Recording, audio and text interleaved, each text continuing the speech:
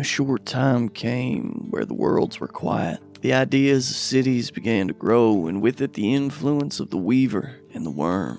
Leeches and will workers, revenant spirits and those who would hunt our kind. The battle for Gaia had begun, and some members of our ancient compact had begun to dwindle. Soon, a patron wolf grew to such fame that few remembered the old wolf of the woods. Rat kept to his followers. Elk's children sustained him enough that he took precious few Garu packs beneath his antlers. Aeolus lost much of his following to the horned serpent, who also dwelt in the fog. Fox tricked any Garu willing to trust him until their loyalty could be ascertained. Loon encouraged his Garu children to play and engage with Gaia around them. Most of us forgot the ancient compact, and so the spirits say most of the compact forgot their ancient oaths as well. Well, hello and welcome back, dear viewer, to this, our 6th episode of When Men Have Wrought, titled An Eerie Silence. Without any further ado, let's go ahead and meet our eerie werewolves, starting with Yosef. Hey, Tips, I'm Big Fat Socialist, aka Elias, but Big Fat Socialist on all social media platforms, but namely TikTok, YouTube, and also Blue Sky. Tonight I am playing everybody's favourite postal boy, the Iragabash Bone Nar Yosef McCree. Indeed. Buddy. Good evening, kind werefolk, and those in between. My name is Joe, better known as DJ Torador, Nullifinger to most everyone else, and I'll be playing Buddy DuPont, the Philodox Silverfang, who has nothing to hide. He just loves everyone and is a good cook. I'm sure that's all true information. Let's pass it on over to Alayla. Hello, everyone. You can find me all over the internet as the Masquerade. Today, I will be playing Alayla, the Galliard Arun Ghost Council. And last but certainly not least for today, Winona. Hello everybody, I'm the Azure Butterfly, or Azure for short, or simply Rachel, variety streamer over on the Twitch, and also the production coordinator on the Rolling Nomads in this time zone. I am playing Winona Keen, aka Bites to the Last, the Black Fury, Arun. Yeah, so without any further ado, gang, let's go ahead and get right in. So you've all surrounded Winona after getting some bitter good news from Fox, a death certificate for Winona's past life. And this is kind of the rumination that we sit in for the moment. I think Winona is still kind of like on her knees at this point with the paper like clutched in her hand, still like almost frantically laughing and crying at the same time. It's at that point that Chester kind of cants his head over his shoulder for a moment. And he looks back. I don't mean to interrupt this moment. I am being called away. Owl directs me to some pressing business. Right now? Yes, unfortunately. Owl has Well, made it very clear that there's something I need to bear witness to. Well, we'll take some food with you and get something out. Yeah, I think I'll do that. But not to be, not that I'm going to prevent you from going or anything, but we obviously need to head up the mountain. Do you want us to wait for you? It is up to you. I can open the path if you wish to go from here. But if not, then I'm not entirely sure what the plan is. You do what you have to do. There are other options. Yeah, we'll figure something out. Alayla just walks up to Chester and she'll kind of just wrap her pinky finger around his and say, "Make sure you come back." I will. There's too much here for me to go forever. There's all of you. She nods, and then we'll let go of him and watch him as he leaves. He scrabbles together a quick plate of food and wraps it in the plastic wrap. And it's strange, you watch Chester walk behind a tree, and he never emerges from the other side. The only thing that falls is a massive black feather that falls on the other side of the tree. I'm going to take that feather. We do still need to keep going. That child that we met earlier. The child. I imagine they know their way around the Umbra. Yeah, they probably do, at that. It's a way in and a potential guide. It's a way in and will be potentially costly. Here's the thing, like, I understand the potential danger of plunging ahead without a guide, and I really would prefer not to do that if possible. I also know we can't sit around and wait for Chester to be done whatever he needs to do with Elle. At the same time, I'm saying that if we're going to be taking that path and going by the child and therefore their mother and or other family members, we need to make every preparation. So I was thinking, I'll go for the classic offerings that we see in fairy stories: good bread, salt, honey, milk, like things that have like ritual purpose. Bread, salt, and wine's a classic as well. So, okay, what do you suggest as far as an approach to one of these, to this child? We want to appear like you be wise, is savvy. We don't want to appear threatening under any circumstances. The one thing that is pretty consistent in the stories about them from my homeland, they fear iron. So, I don't know, that's probably an easy one for us to avoid, right?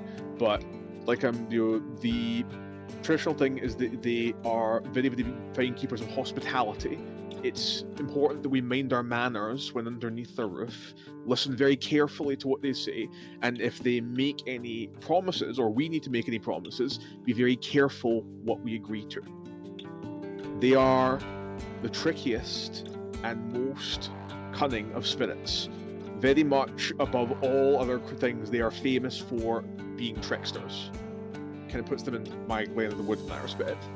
But they respect cunning, and they would particularly respect it when you try and abide by the rules, or rather work around them in your favor. So more of a trickster than Fox. I would I'm say still that sitting Fox right probably... here.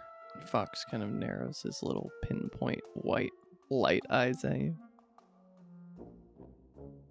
Oh yeah, you'll have had dealings with them, haven't you? A long time ago, when their world was broken, I was there. You sound like you have more history with them. Just based on the tone. I cared for them. They were my friends. And now they cannot go home.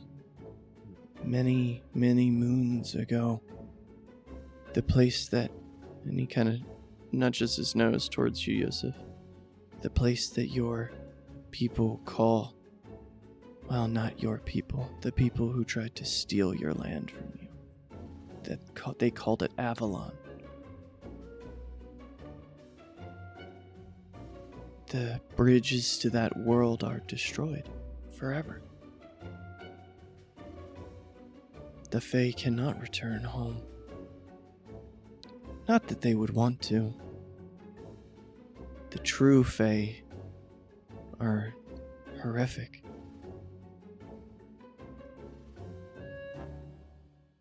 What you're dealing with here, they are just...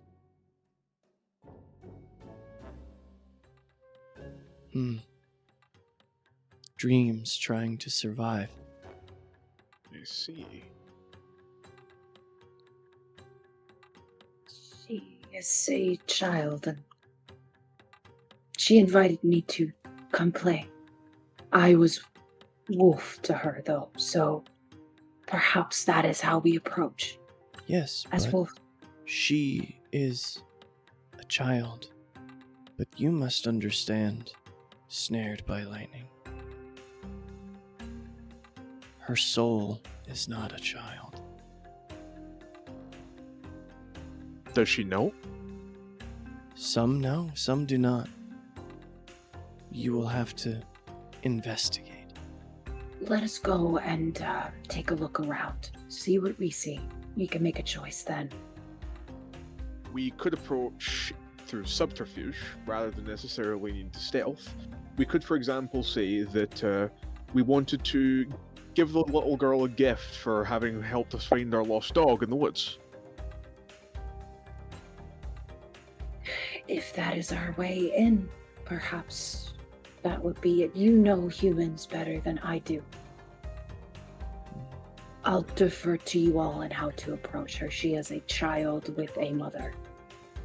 This indeed lays the question because, Fox, tell me, the girl, if she is as she is she likely to have others of her kind around her now? Or will that be something that could come to her much later? It is hard to say. Usually when one goes through a chrysalis, they are not always alone. Yet, in unfortunate cases, it does happen. To my understanding, as I said, I knew them when their world was whole, and they have hidden from me for a long time since. Are they likely to come against us if they, for example, had bad dealings with you before? If they were to somehow be able to tell?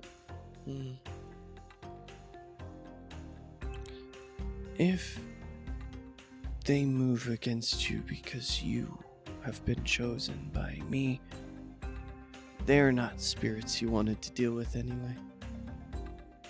I made enemies of the right, Faye. Should we use like a code phrase when we're introducing ourselves, saying something along the lines of "A fox led us here"? You have all Vague, the but tools. still. You have all the tools you need. You do not need to rely on Fox. Alright. As I said, let's go there first. See what we see. Make a choice then. All right. I don't know a lot about this supernatural side of things, so I'll defer to you. She says to Alayla. Fox kind of pokes you with his nose, Winona. You're finally getting it. You, as you are, supernatural. Oh. Well, I will teach you what I know, though I imagine it is different from what the others know. I'll throw into the ring anything of use. Must go now. Have elected officials to make look stupid. Please do. Now, Winona, do you feel better, Chef? Yeah. I'm doing okay. I think And she's gonna stand. He'll do that thing that parents do when you're crying, that like that. Yeah, she's gonna cut through that for a second and kind of just hug you. Then, in that case, I would like to do a thing to Winona. You will see Alayla will take out from her bag, essentially like a charcoal stick, and she will go to her and say, "Give me your arm." Okay. And she'll... She's gonna take the arm, your dominant arm, the one that plays the upper portion of the guitar, and on the inside of your forearm, she is going to draw the Garu glyph for artist. And then she'll put her little charcoal stick away. Love that. Goodbye, friends. And Goodbye, Bye, Fox. folks. Fox disseminates into a little pile of glittering dust that settles Did on you the want ground. some gumbo? Never mind. And Hey, through that you- pile of dust, one fox paw reaches up and grabs a plate and pulls it in, and it disappears into the dust, and then the dust disseminates into the air. See, this is what we found out, that you offered a plate, but he's already stolen one. Still, absolutely. Still holding Winona's arm, she looks at her and in the eyes, and then just puts her hand over the mark and says, "This is who you are. Don't forget that." She's gonna look down at it. Thank you. Getting a lot of that lately. It is because Gaia is trying to remind you in times that you have doubt. I'll keep that in mind. Yeah, with that, we'll start helping to pack up our stuff before we head off. Very well. Yosef, I believe you still have the keys to the truck. Because Winona jumped out and you were in the car for a minute. That's right. Magpie did say that he'd be keeping that under wraps. Yes. As you all pack your things and head back to the road, for a minute you don't see the truck there, and maybe a little bit of anxiety creeps in before, that hot air mirage effect off of the pavement, it materializes. And you see Magpie standing on the top of the cab. Good bird. Keys? Within the tree line still, Layla will shift into her wolf form and then hop into the bed of the truck. And Magpie turns to look at you in the back of the truck, Alayla, and says, "Do not break ankle this time jumping out. That was a bad choice." I was not in my right mind, Crow, but No, thank you for were the advice. You were in your left mind. Okay. She's mirroring the tilts of his head. And Magpie hops up to the front and taps their beak 2 times on the windshield. Ready to rock. Excellent. Excellent. So, we need to remind me, Layla. Could you give me an exact description? Use the best words you possibly can for what it is you saw. Still rather small size, but was wearing shirt, but not of this time, not of this era. Had a really big long sword, glowing in the Umbra. Looked not of this land. I don't know, because I'm a giant. Wait, no, I won't have them anymore because I remember I just broke my phone in the previous session. Damn. Okay. Yes, you did. You've got a Nokia brick right now. Oh god, the most low resolution photo of Legolas that ever existed, so that's not happening. Wait, actually, no, Layla would have been in my house for an LOTR night yet. She will also describe to you, when she says that she was not of this land, I do not mean in supernatural sense. Her features were not of those who live here now or have lived on this land before. She is of... I do not have the human words. We're talking like a Ren Fair, like get up. I don't know what that is. Good jumping off point. She had long hair, gold like the sun. Right. Okay. Pale skin, light eyes. She was She was a redhead. Oh, that's my bad. She's a redhead. That's Rissa's fault. My bad. Retcon that. She is a redhead. She had red hair, like fire. Light red eyes. hair, carried a sword, wearing a green dress, old style. Pointed ears, not dress. Pants. And pointed ears. Pants. Like warrior. The warrior can wear dress, but of course. she wore pants. Either way, it definitely sounds like. I mean, it conjures up in images in like but I think Yosef's knowledge of the Fae in terms of like what they are in stories is not really academic. It's more like you know what a hero king is, or what like a noble of fairy would look like in a story, or maybe he's read Midsummer's Night's Dream a couple of times. But he knows that if that's the case, we are 100% going to be going to the house of, or rather the fief of some type of Fae lord. So for that reason, we're going to show due deference. I don't know if girl is aware of herself in that manner.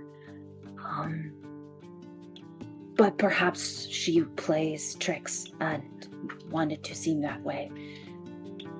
It's maybe more to suggest to Layla in terms, I don't know, like terms she'd understand, but like if this is her and as I suspect, she is not alone in people who like are with her and they are also like this, then we may be walking into the house of someone very powerful, like a den mother in terms of power.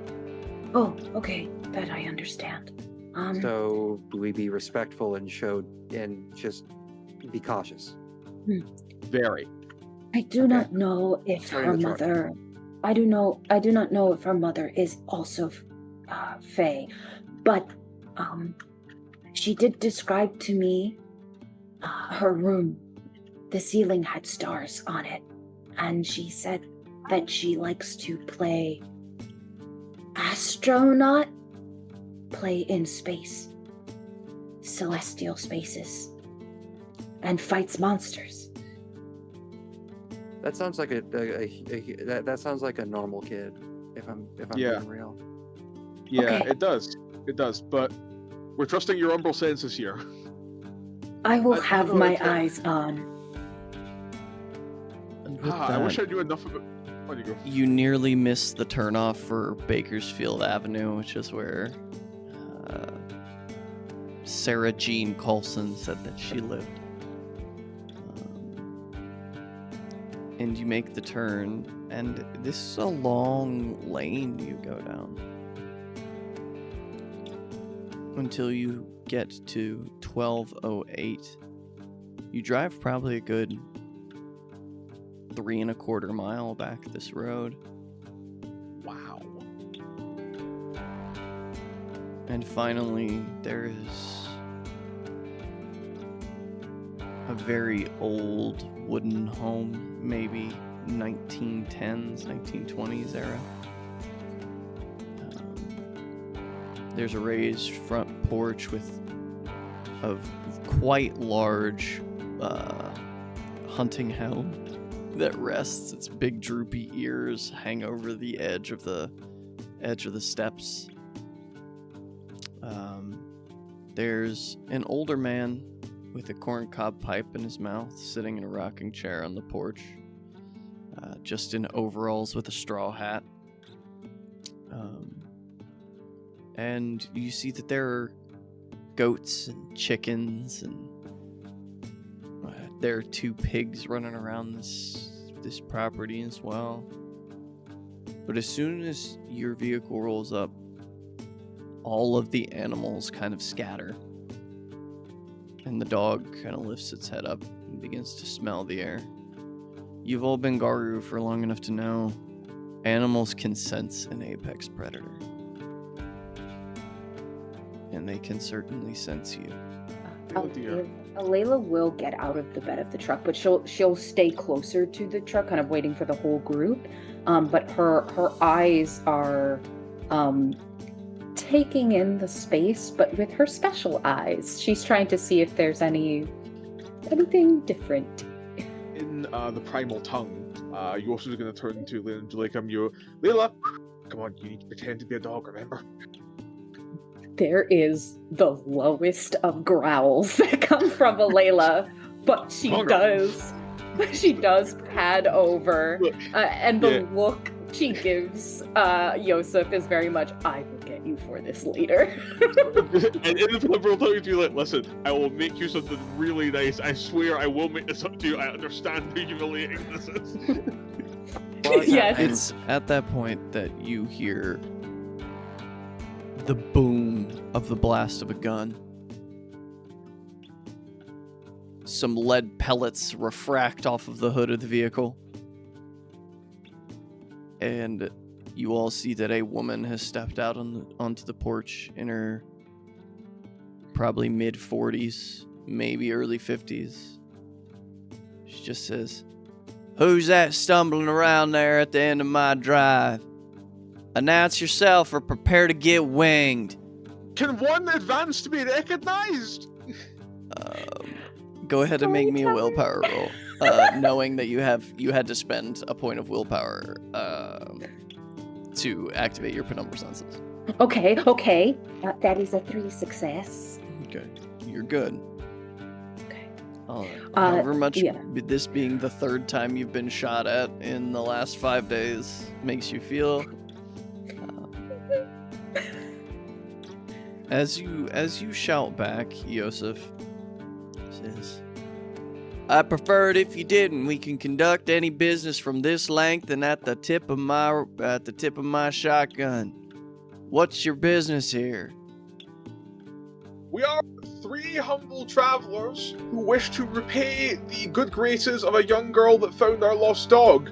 We've got a basket of goodies as a thank you. You hear the old man on the porch take the pipe out of his mouth. He says something mostly unintelligible. The woman just kind of nods. "You can step up to the porch." That'd be fine. So yeah, again, 3 people and a dog coming forward with a basket. Layla did get to play a little bit with this child before the others joined her. She's gonna let out a soft howl, enough to carry to the house so those within could hear it, but it's just this like almost like a calling forth of like calling to Sarah Jean, just this soft, friendly, warm sound that comes from Layla as we head forward. That certainly makes the aging basset hound in the porch begin to stand up and kind of raise his hackles. He lets out a low growl. And the woman says, "Snoopy, that's enough. Go on, get inside, you old bastard." Beautiful dog, you up there? Thanks. I'm Winona. Ryder. Nice. And I'm Yosef. Oh, you're from across the pond? Oh, yeah, you must be the ones that Sarah Jean was late for dinner by. She said We she do was out apologize there for the later. chasing somebody's dog around. And that'd be this one here. Layla sits back, so that she's looking like a dog. Kind of just sways her tail a little bit. And you see the window to the porch opens, and Sarah Jean crawls out. Mama, that's Smokey. Hi, Smokey. She barks in hello. and then kind of like pulls forward, like the way a dog would when excited to see a person that they know, and kind of pulls forward a little bit to go greet her. And what's your name, sir? Buddy. Well, you ain't my buddy guy. I like South Park. It's fine. I've heard it all before. It's fine, Chef. And she turns and looks down to Sarah Jean. Now these is them folks what you helped find that dog. She says, yes, Mama. She says, well, they came to offer you a good turn back, so you ought step down off the porch and be thankful to these fine folks. She kind of steps down the rickety wooden steps of the porch and onto the sort of dirt drive. What you got for me? And her mother says, Sarah. Sorry. Well, no, it wasn't impolite to ask. I'm happy to take you through it. And I'll bring out a basket and, no storyteller. Like, could you tell me what I might have been obtained that it wouldn't be, for example, ripping the piss out of the story? Because I imagined really some of the classics. I think, well, of course you have all the food and ingredients that Buddy's been working with for a few days. That's true. You tend to find some high quality, high test corn mash liquor. No, not for the child. Unless actually we had a little bottle that we'd wrote for your parents. I mean, you certainly could have figured something like that out.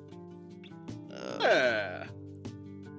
And as you kind of walk her through it, Alayla, as you're watching this interaction with your penumbral senses, you can still see her in that way.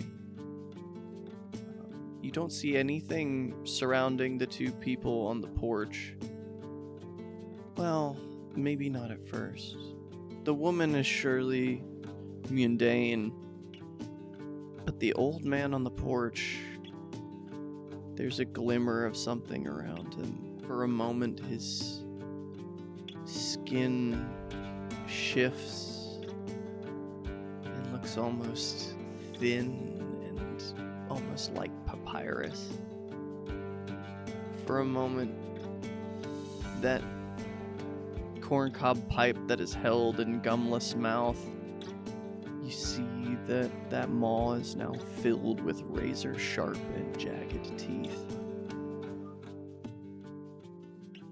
And in the Umbra, that straw cap is completely red.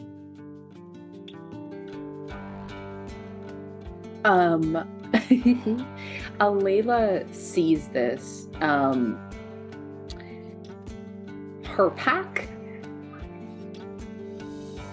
Her pack would see just the tensing of her back muscles as her head is in the direction of the old man, before she kind of like rolls her shoulders and relaxes a bit, and then goes over to Sarah Jean and kind of just like bumps her head as if like asking for scritches, giving the little girl affection, but her eyes are on the old man.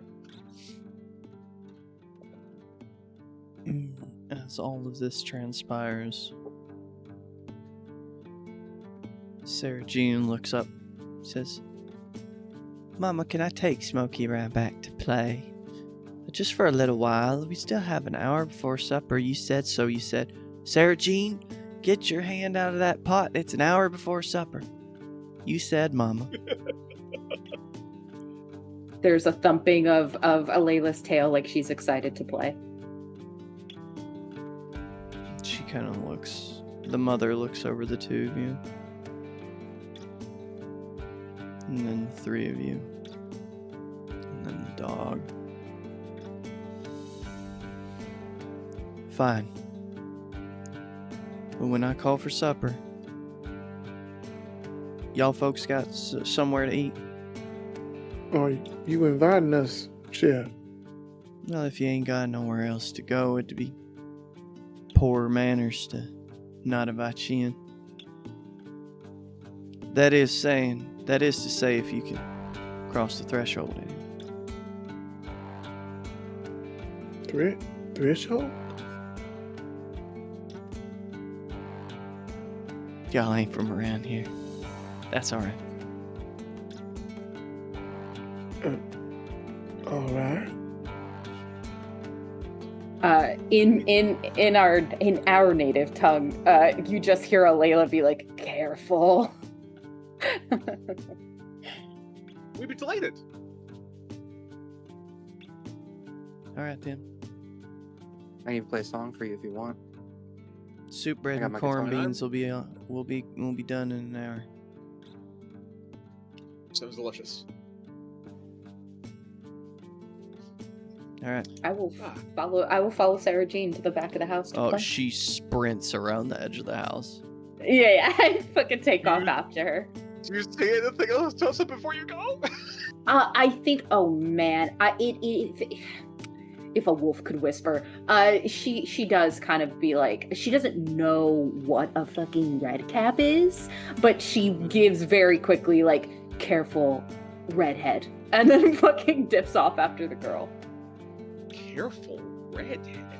She doesn't know what a red cap is. She has nothing. So at that That's what point, you're the old man looks up.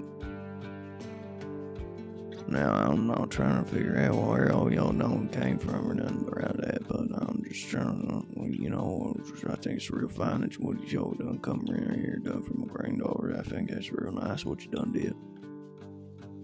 Of course. Can't Okay, really listen. understand any of that. Yeah, he said he's very grateful for us having done a good turn for his granddaughter, and so he did. Yeah, I understand it perfectly fine. Yeah. Buddy, the language of these people eludes you.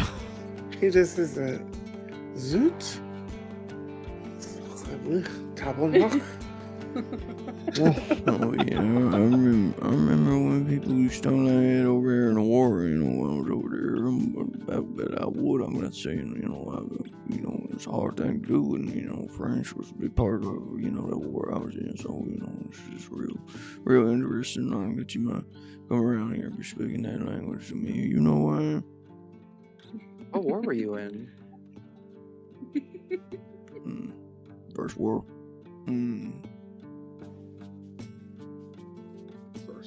First World War One. Do you like gumbo? No, I can't really say I ever had no gumbo fish stuff, or really can't say that I wouldn't eat something if it was put in front of me, you know what I mean? I might be 132 years old, but, I really like to eat, Alright. Do you like music? Not really. Do you like corn liquor? No, you told me. Yeah, like you also pour like a couple of caps worth, and like you dole it out to your health. What do you pour it in for him? Ooh, good question. I mean, we did have like little Camping cups. plastic. Yeah, we did have like Yeah. little camping cup stuff. So You pour it in there, and as you drink, he drinks it as well. And sits it down. Yeah, that'll do. I bet that came away from, that must have been old man Peterson's stash. I know Peterson liquor when I drink it. That's drinks like Peterson liquor. Ah, so is that the fella that used to run that stash? Yeah, I came across it when I was doing a good turn for a fellow there. Yeah, Peterson, he was a hell of a brewer. I mean, I know him for decades. I mean, he came back from the war, set me up with a good job because, Prohibition was happening. So, we had to get down and we had to make money. We had to, collect for the family. And, when you got to do all that kind of thing, and then you just got to get down and do it. I know that one, man. for myself in the audience, I just want to say I love this old man. Yeah, does this man actually look as old as he's purported to be? He looks pretty old. Maybe not 132 years old, but... That's why I'm saying. If he was a redhead, it'd be impossible for me to tell at this age. Oh, for sure. But we'll quickly break this scene as the point of view follows Alayla and Sarah Jean around the corner of the house. And while you didn't see anything strange with the landscape, umbrally in the front side of the house, as soon as you cross along the sort of back of the home, Alayla, your eyes widen with wonder. The pig pen is set up like a jousting lane. You can see it that there's a wooden running fence between the middle. You see that the chicken coop is walking around the Umbra on its own little chicken legs. You see that the barn is a huge tower, and you see little dragon-like creatures flying around the outside of it. It's bizarre and strange. And Sarah Jean finally turns. So what kind of special is you? I asked my grandpappy, and he said that there ain't no dog this side of the Mississippi what looks like you and plays like you, so you gotta be some kind of special.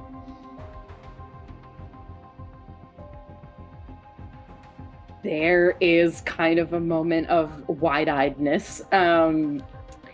Because, shit. I'm gonna make a quick roll for her. Okay.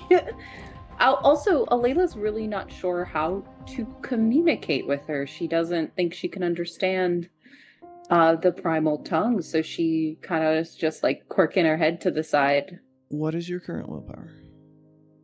5. I lied to you. It is 4. She got 5 successes on her roll. Ciao. Okay. As she reaches out towards you with her hand, and her eyes begin to glow, and in the Umbra you can see her hair begins to lift with this sort of mystical lack of gravity, and her feet begin to rise up off of the ground in the Umbra, and she says, "You will tell me your name, creature. You will wear the skin in which you can speak to me, for I am Glen Audra ap Fiona Negwidian, and you are in my domain." And you feel yourself forced into your human form.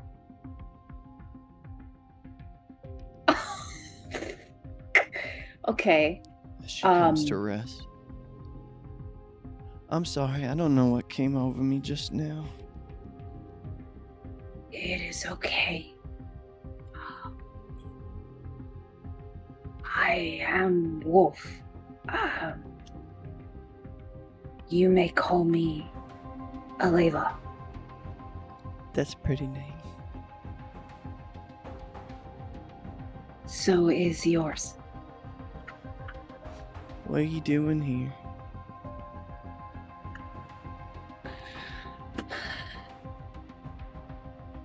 My friends and I are on a mission to save a friend. A quest?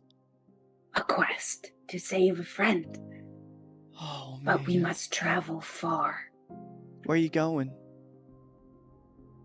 Atop of a mountain. Which one? It leads up into the sky. Huh. It is a mountain so high it reaches into the clouds, past them into the stars. But I believe people call it Plum Mountain. Oh, I know where Plum Mountain is. Well, every party of travelers needs a guide. We were hoping perhaps you could be our guide.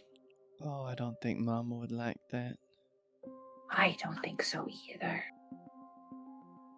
But perhaps your grandfather will know and will help. Oh, yeah. Pappy Cruelfang knows a lot. Coolfang. Oh, Oh, yeah, that's his make-believe name when we play make-believe games. well, for now, we can play. And then when it's time for supper, perhaps we can talk to, Pappy, Coolfang about letting you be our guide. And in turn, we will protect you.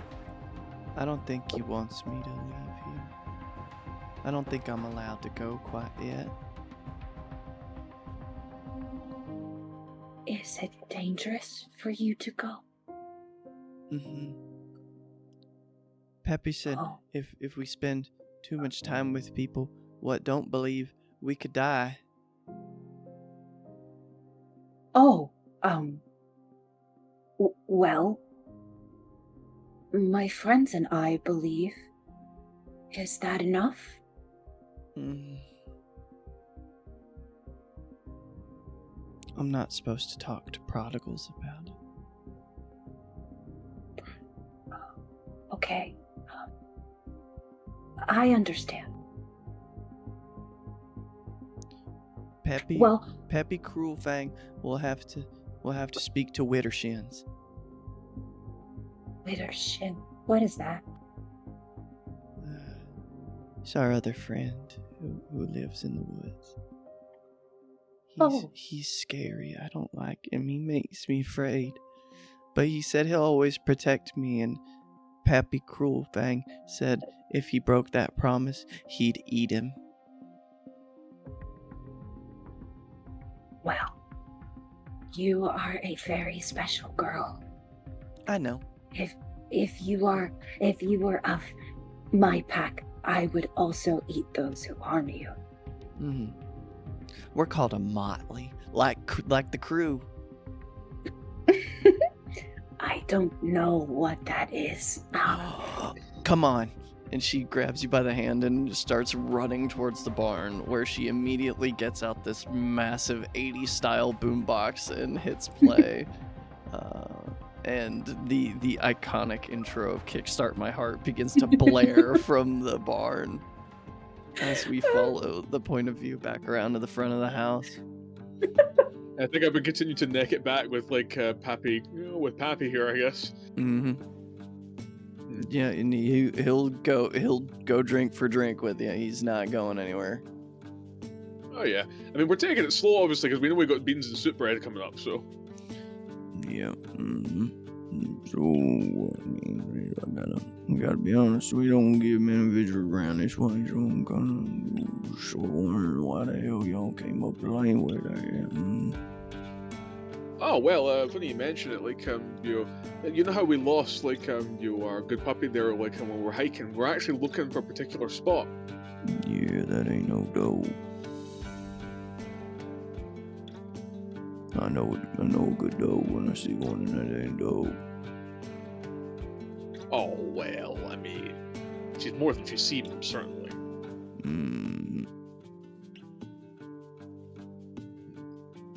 I'm sure, I'm sure that you have hidden depths yourself. Am I nearby him? Is Sure. Buddy nearby? I'm just gonna kind of, like when he makes the comment that she's more than what she seems, just kind of, just. Okay. I feel like you're feeling a little froggy. If you're feeling a little froggy, then you better jump. But I'm gonna get you. I don't think any of us are looking for a fight. Yeah, we came bearing gifts. Try my gumbo.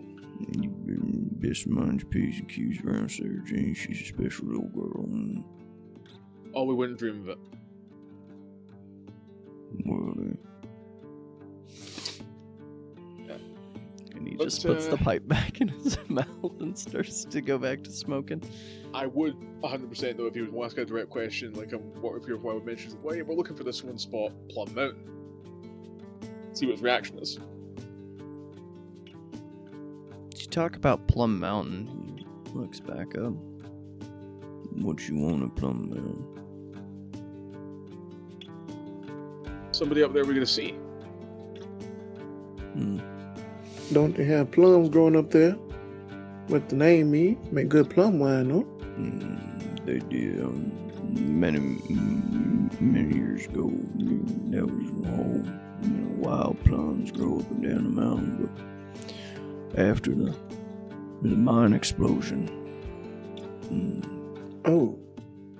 they stopped growing. I see.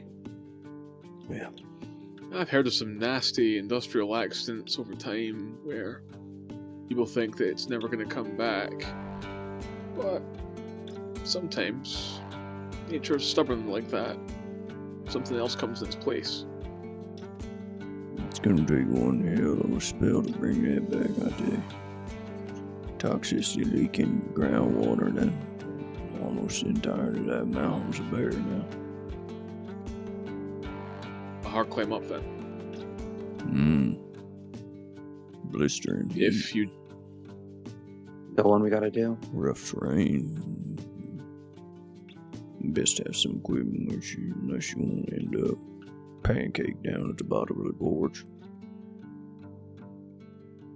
I'm sure we could think of you scrounge something like that, but I mean, really, even if we had all the equipment in the world, usually with a situation like that, it's not knowing like how to get up there. It's like it's knowing where to start.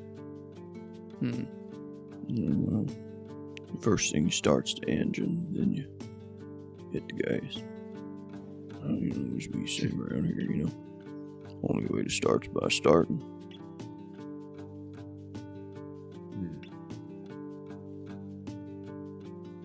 But I don't think that's the answer you want to hear from me. Maybe not. What are you looking for? Friend. On Plum Mountain. Ain't nobody got friends on Plum Mountain these days. So what you really looking for? You're quite inquisitive and intense for somebody over 100 years old. This is my land. If I don't keep it in its borders, who will? It's honestly understandable. Again, we don't mean no harm to you or yours. You didn't answer my question. She's gonna look to Buddy and Yosef. She said redhead. Should I try and roll occult, or should I just use shadow sense? To be fair, you also saw Alayla's body language when it came to the old man. That's true. So, if anything, indication that he is not what he seems. Okay. In that case, wits insight would be total of 7 dice. Forgot that Yosef is really good at that. 4 successes. Okay. 4 successes. What are you trying to do, buddy? Sight from beyond. You were trying to call forth the vision. Go ahead and spend me a point of willpower.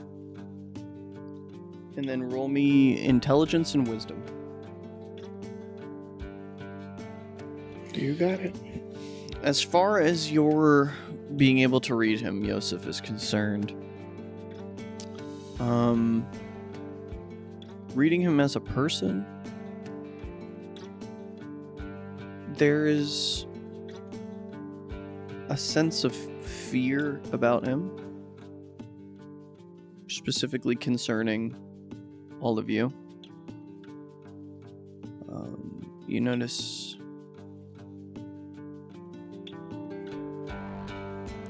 that the way he sits in his chair, he's favoring the right side of his body over the left. You would take a guess, maybe persistent injury or just age catching up to them. What you can surely tell is that for a man who claims to be at least 120 something, he looks decently fit. Was any of your success critical? I had 110. Then I'll just say the last thing that you notice is as he holds his pipe with his left hand, you see there's a slight but persistent tremor. Oh, that's interesting.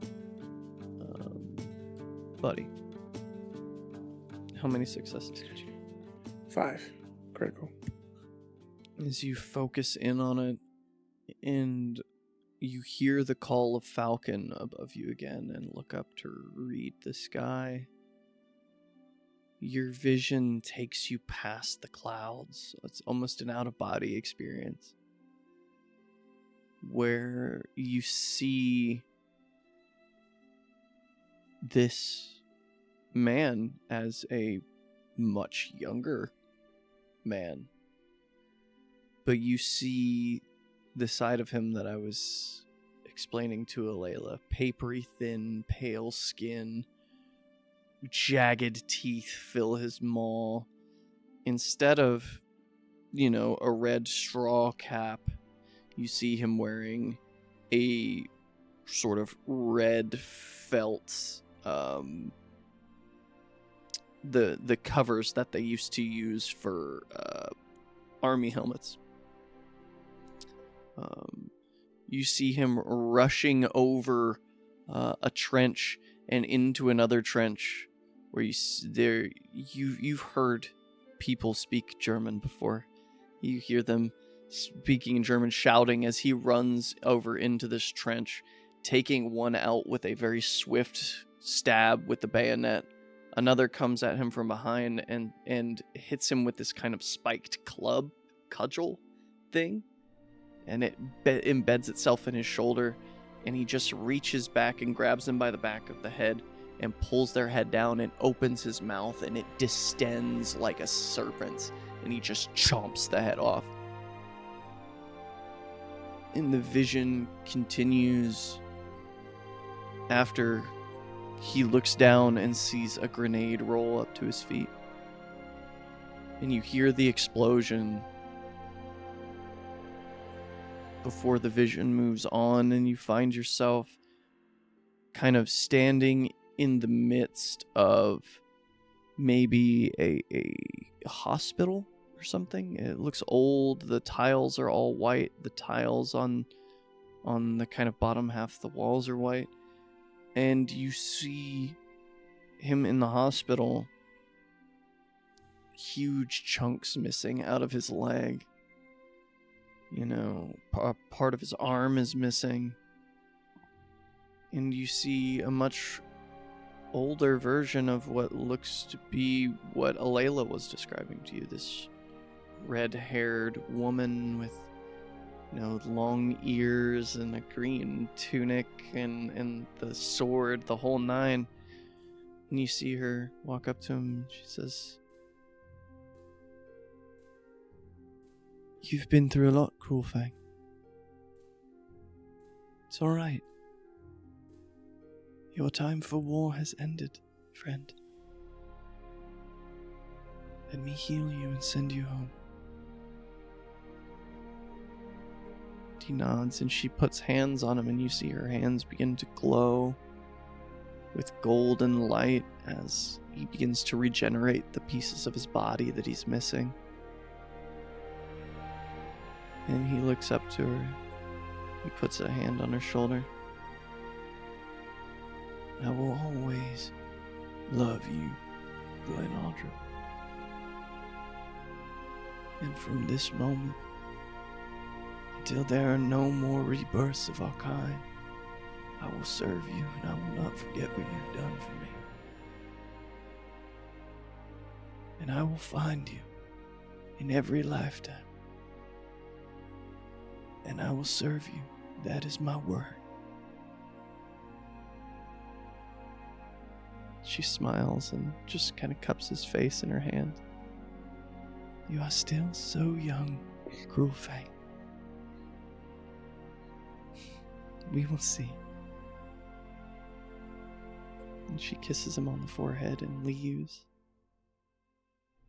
And the vision goes forward again, and you see him being grown and back from this war, and you see the woman who's now in her 40s running around the yard like she's Sarah Jean's age as he stands on the porch and he says, Melody Leanne, you get in this house right now. It is time for supper. And it quickly moves forward again to Cruel Fang rushing into a hospital. He says, Where is she? And the nurse at the desk says, room 304.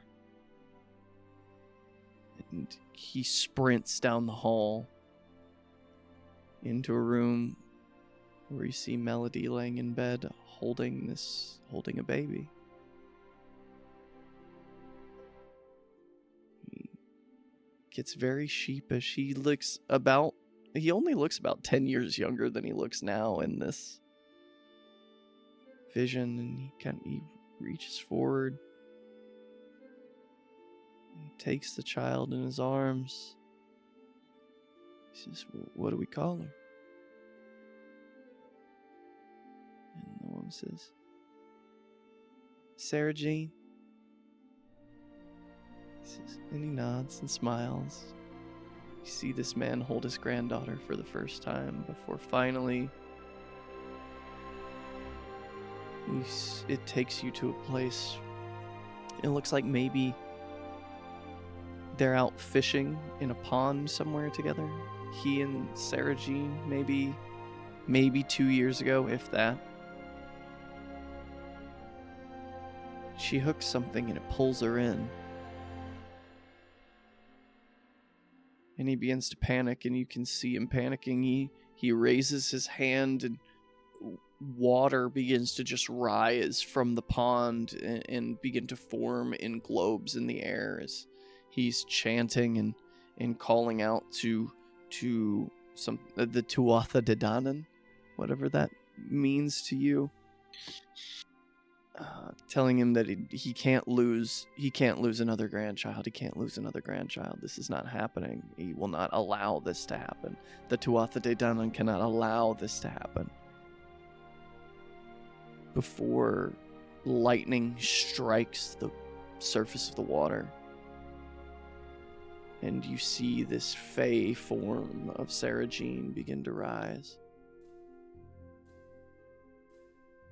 And tears begin to fall down Cruel Fang's cheeks before he smiles wide, a broad, toothy, jagged, wicked smile. He says, I told you I'd find you, Glenardra. In every lifetime, I'll serve you. And then you're brought back to the moment. And that, my friends, is where we're going to take our break. We'll see you right back here on the other side. Thank you so much for being here.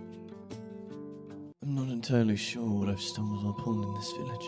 I'm all the places I've ever been before this place. This knoll is the most like that place where I go when I sleep. Skittering, scuttling, murmuring, muttering. The wind blows, the leaves drown the whispered words of the ancient foe, where hides the beating heart of Tevesereth. An idiot god screams in the deep places, calling for its kin, and I can hear it. I will not be eaten. My heart pounds like the drums in that deep place. Thunder pales as snow deafens, the water rises. Seize the weapon. Blood mingles dynasty. Remember, never forgive, never surrender. The jail of the gods is bereft of the enemy that once it held.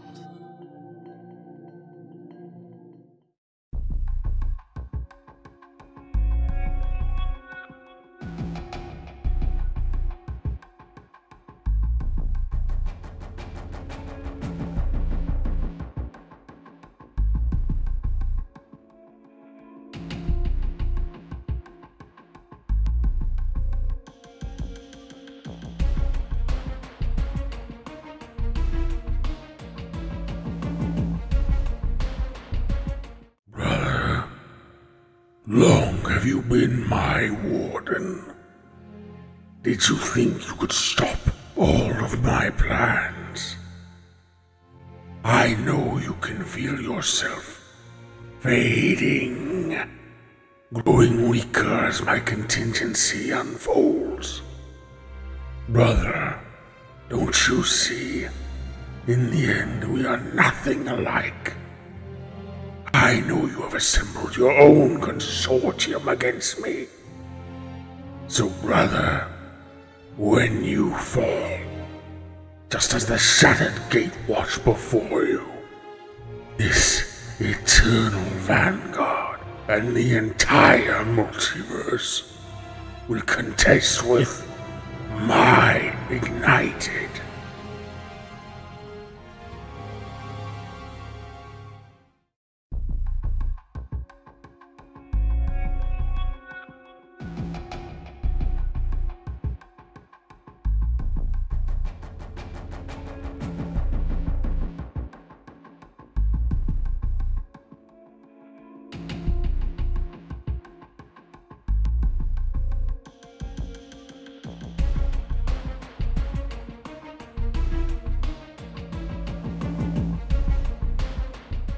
America has always been a place where conservatism and religious ideology has been fed by men to the uneducated like milk from their mother's teat. What this breeds is an environment for blind obeisance and ignorant fear, which controls the masses just as much as the blood of the covenant or the barrel of a gun. Men bring the raising of ground and the pillaging of Gaia's bounty, and this has never been more of a threat to the Garu nation than it is now in the days of the apocalypse. However, all of this is where this story begins, but not yet where the tale begins. For that, we will need to reach back through the time and haze of the deep Umbra to find the beginning. Walk with me, little wolf, and reach us through time will show you a story that even ancient Phoenix has forgotten. Well, welcome back, dear viewer. And we're just going to go ahead and get right back into it. The next 40 minutes until the soup, beans, and cornbread is ready passes quickly. Is there anything any of you wish to accomplish in that time? I am going to be bonding with Sarah G. I don't think anybody will be paying attention to Buddy, but Buddy will look actually quite a bit distraught, but also kind of asking the best way he can. It's like,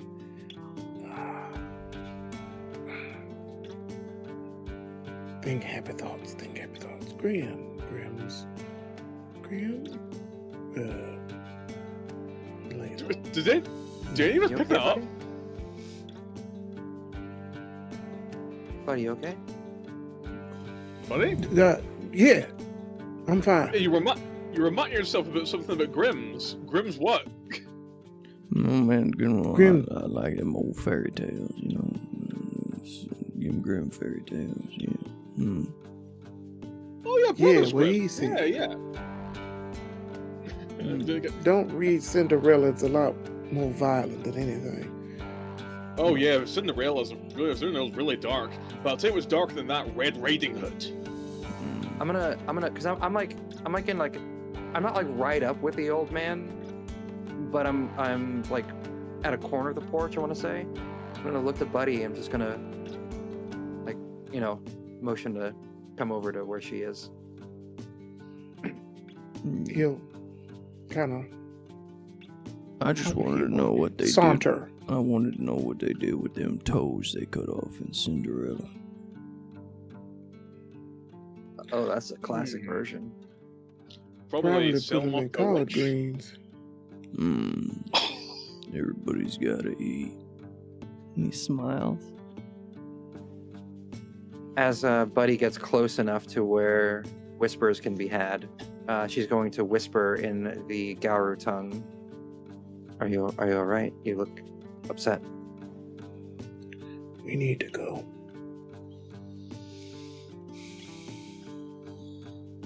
Details.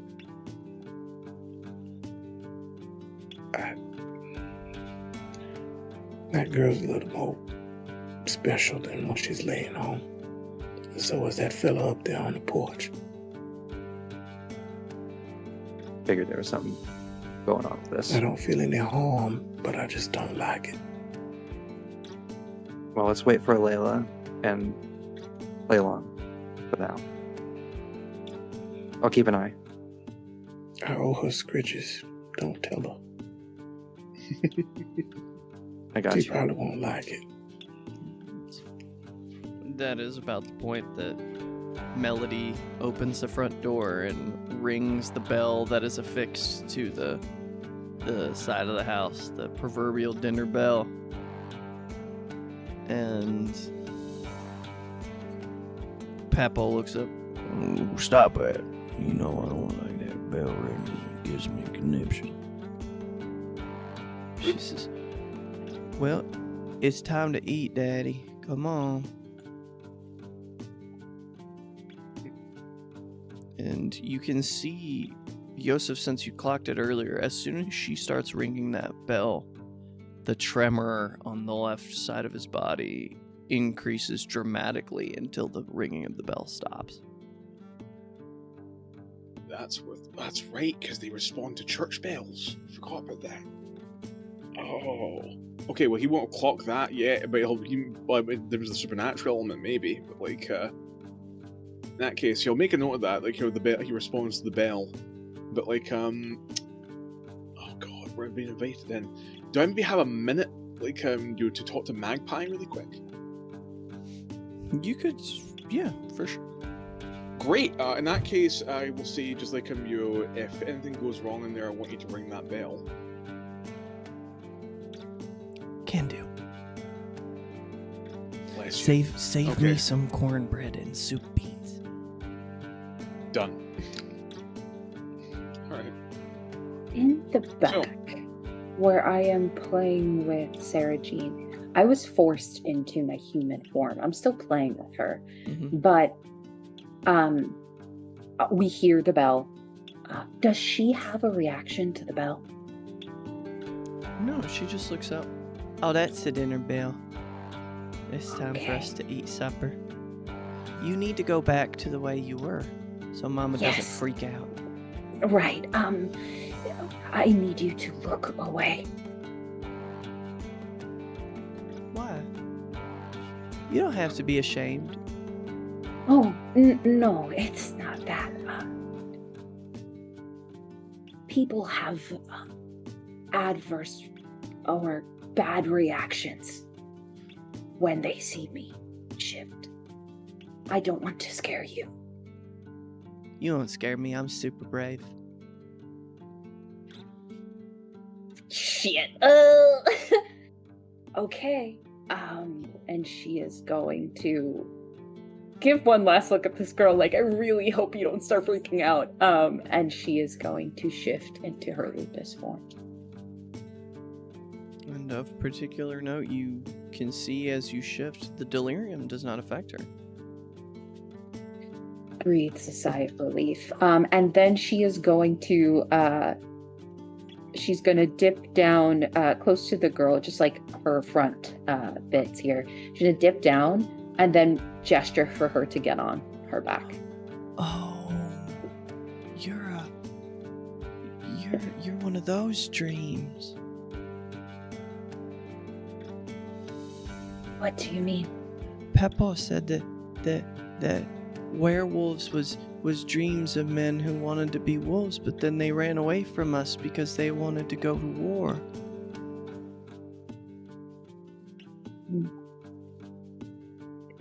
Your papa's a wise man. She nods. You can talk to me like this. I understand you. You do? Oh, I know. that makes this a lot easier. I know the tongues of beast and leaf. That's what Papa says. She truly visibly relieved that she can actually speak to this child. And she says, "Do you want to ride? I can be your steed." It's okay. I will summon my most magnificent steed. You must bask in his glory. And she comes out and she whistles quite loud. And it's strange with penumbral senses because you can see both sides of the gauntlet. And what you see on the mundane side of the gauntlet is a rather large, like, boar pig rushing towards the barn. Oh. And what you see on the other side of the gauntlet is a massive... You've seen depictions of this creature before, back at Wolf Creek. It's a griffin. It has eagle's wings and talons and a hawk's head and a horse's body. Or rather, a lion's body. I think there is a moment of just pure awe and wonder at getting to see it in, in its form here. And I think that she has, listened to Liar Killer and other storytellers in the cairn long enough that she shows deference to this creature and kind of bows to it for a moment, keeping eye contact, but gives it that deference. Looks down at you. Your fealty to my queen is noted. She smiles because she doesn't know what that means. But she's like, okay. She climbs up onto his back and she says, This is Everard the Strong Wing, and he is my constant companion. What a wonderful companion to have. Indeed. She says, Onward, Everard, through the sky with storm and might. She'll let out a little howl, like they're going to ride into battle type of thing, and will run with them towards the house. And again, it's strange because in the mortal realm, you see a little girl riding on the back of a pig. And on the other side of the gauntlet, you see her soaring 12 stories in the air on the back of this griffin. Yeah. Before they come and land, and you all run in the back door. There's even, I think, a little laugh that comes from Alayla because it is wondrous to see. But then she goes back to being a dog, and so she will, kind of circle around Sarah Jean and kind of tail wagging, that sort of thing. There is a strange thing that happens as you enter the home, Alayla. That feeling of exuberant joy in you leaves. That sense of wonder when you step into the house is gone. Go ahead and roll me your unspent willpower, please. Okay, it's a 3. I would like you to tick one box of Hirano. Oh no. And Okay. thereby doing increase your rage to 5.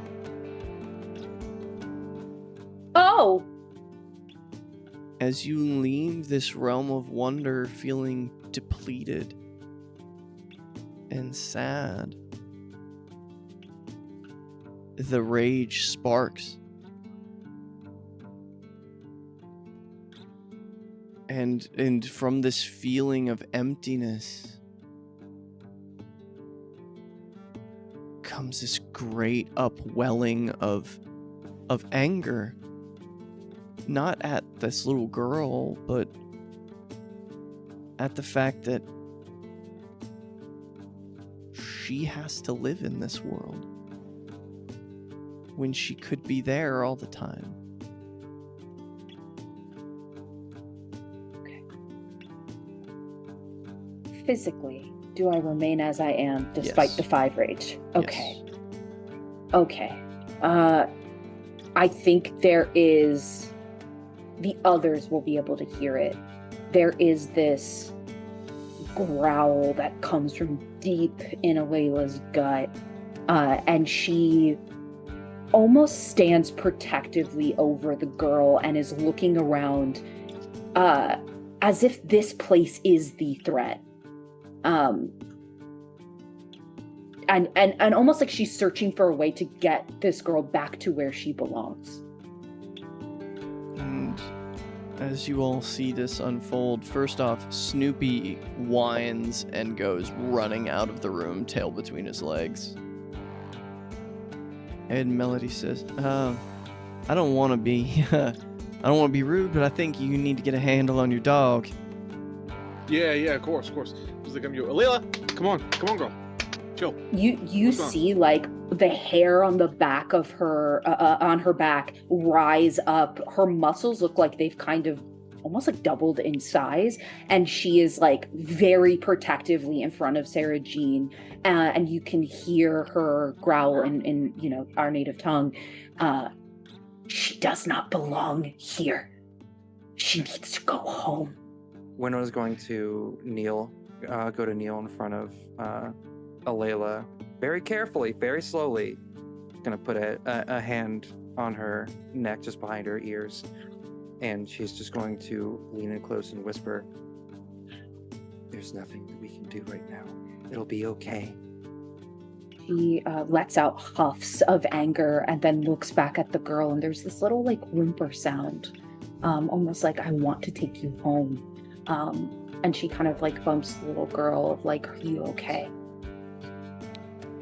At 5 rage, she can feel it, and as you go to bump her, she takes a step back. Oh God, that makes her even more sad and like upset. Her ears fall back, her tail kind of curls in, and then she looks back at the pack, and there is like, it is concern, but it is rage. It like, you see the anger in her eyes. It's like black fire. Since Winona's already there, she's going to try to press her forehead against Alayla's and just start humming like a song and trying to calm her down. She's like breathing really heavily. Her body is trembling a little bit. You can see her claws are like digging into the wood of the floor. And her eyes, did the grandfather come into the house yet? Yeah, and he is getting up from the table at this point. Yeah, she looks at him and says, "You do not belong here. You need to go home. This is a cage. You do not belong in cages." Hey. Like, hey, Winona, With all of the growling and upsetness, Cruel Fang looks over to Melody and holds his hand up. Be adrift in tides of sleep, my daughter dear. She sits down in the chair and lays her head down on the table and goes to sleep. Well, that's interesting. Now what are y'all gone and done? Bothering my daughter like that. Coming into my home upset, raging. I met your like before, you werewolves. No, I've been willing to allow you into this home. And now you're being undue guest.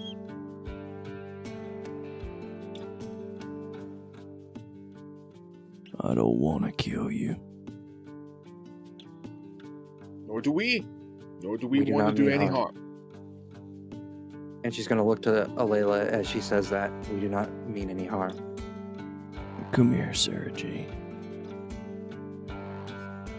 And Sarah Jean kind of edges around the room until she's kind of clinging to his side. Now, I think the only hospitable thing for me to do is ask my liege lord what she would like to be done with. In his old age, it takes a minute for him to kneel down in front of this child and lay his head low. Your command is my desire. She and Sarah Jean looks up at all of you. Well, you're hungry, ain't you? Perpetually so. Yes. Yes. Pepe, we should just make him a plate and you can take him. You can take him to Wittershin. Layla, she's making little noises in the back of her throat, and then I think she starts to like shake her head and almost like smack her head onto the floor, like she's trying to get out of the rage, like she's trying to calm herself down because she sees that she's a threat in this little girl's eyes and doesn't want to be one. She's fighting herself. Winona is still knelt next to you. She has not moved. Her arm is around you, and she is going to try to just like not let you hurt yourself. That's fair. But yeah, she's trying to get out of the rage. You can feel the tremble of her body in your arms, and she's making those whimper sounds of deep sadness, but also the rage. So it's just like she's struggling. She is having an internal war with herself. Is anyone's unspent willpower above 5? Nope, I got mine at 4. Actually, no, it's at 5, but not above. Mine is at 5, but not above. Unspent? Unspent. So then, now I guess now would be 3 because I just did a willpower check. Correct. So, 3. Buddy, how many points of unspent willpower do you have? 5? Okay. So you will all fall under the compulsion of this ability from the Sovereign School. As Sarah Jean again. Not again. This is a little bit different. She's going to spend a point of glamour and call upon the word. Oh shit. All of the lights in this home dim to nearly nothing, and you see her form shimmer until she becomes this elf-like child in all of your eyes. She says, "You will all behave yourselves in the court of Glen Audra ap Fiona ni Gwydion. Kneel before me." And you are all forced to a knee. Fair enough. Even this state of chaos you feel yourself in, Alayla, is you're forced to attention.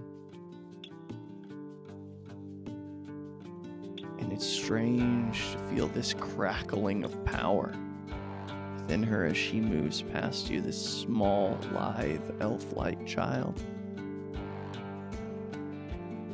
I do not wish to use the full power of my voice upon you, for surely it would destroy you. And I do not destroy my friends.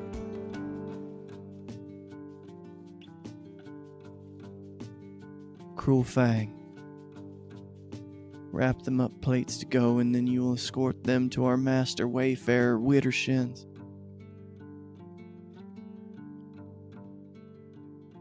I hope I will see you again in circumstances less filled with the affliction of your kin.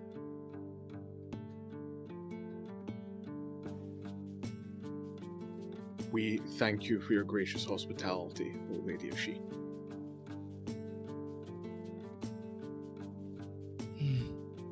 Alayla whispers, "I'm sorry." She smiles and she takes your lupine face in her hands. Do not be. The moon should not apologize for shining in the sky. Your kind are special, necessary, but dangerous to us. We've already slain one of your kin in the last fortnight. I do not wish to make that again. Sweet lady, pray tell, when you say one of our kin, do you mean one of our nation or one of our kind? One of your kind. I do not know what this word nation means as it comes to your kin. Maybe you would understand our court. did not know there were more than one court of you. There's a couple that I know of. Even the great Glen Audra learns things. Perhaps, if it pleases the great Glenaldra, before the plates are wrapped up, we might tell each other of things. Fetch the werewolf's weapon, Cruelfang. Cruelfang stops wrapping plates and moves off into another room and comes back with a large axe. Its blade is not silvered, but all of you have been Garu enough to feel the spiritual pressure of an object that houses a bane. This is a talisman of some kind. And there are certainly glyphs that have been carved into the haft of this axe. But more importantly, you see the vicious claw glyph of the great Fenris wolf in the blade of the axe. There is a reaction from Alayla. She kind of pulls back from seeing the weapon with like a low growl in her chest. Just absolutely showing her displeasure at seeing Fenris glyph. These are no true. How do you mean? For certainly it changed into its war form and tried to murder my father and grandfather, succeeding in the case of one. They're traitors to us. We at first entreated with it, thinking it was of our kind. For we also have kith and kin, what come from the stories of the frozen north.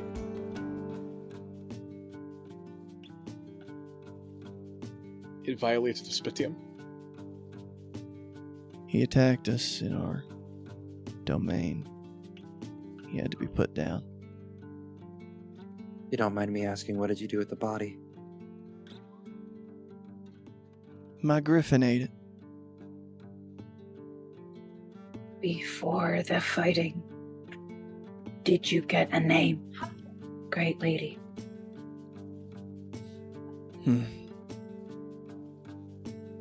He called himself Digs in Flesh.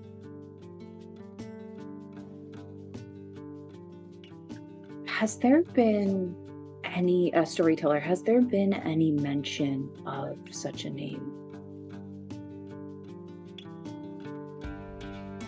Alayla will look to her pack, but to Winona and say, We will have to tell them at home. I'm more looking at this axe, and I am trying to remember what the Guru protocol is for when you encounter an imprisoned Bane. Well, if someone is familiar with the rite of binding, that can be done in reverse to destroy it. Or Or even bringing this to the cave. Oh, on you go. Bringing a Fenris talisman into a cairn, generally not advisable. That's kind of what I was saying, leading to, yeah. Like, and so it's either we just keep a track of where it is, but like Cambio, if we learn how to destroy it, we should. Or wait, does destroying it unleash the Bane in that case? It does, but there are worse things. We would basically have to destroy the talisman and then destroy the Bane. And as I said, Bring destroying the Bane is a little bit more difficult than that. It would be chasing it into its most native part of the Umbra and destroying it there, which is far deeper than any of you have dared to go so far. Wyrm and reaches through time will know how to destroy it, but we cannot bring this back to the cairn. Great. It's too dangerous. Buddy is uncharacteristically quiet. Glen Audra looks over you. This is a relic which needs to be destroyed then. it houses an evil spirit. You know what to do, Cruel Fang. And he opens his mouth and eats it.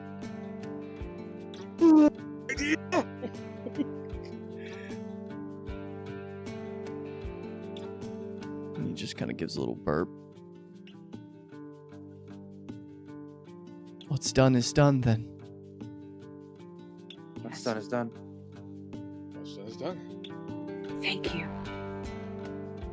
We apologize for what our... I've had enough Yes, that's apologies, Alayla. I've told you once, you have no need for it.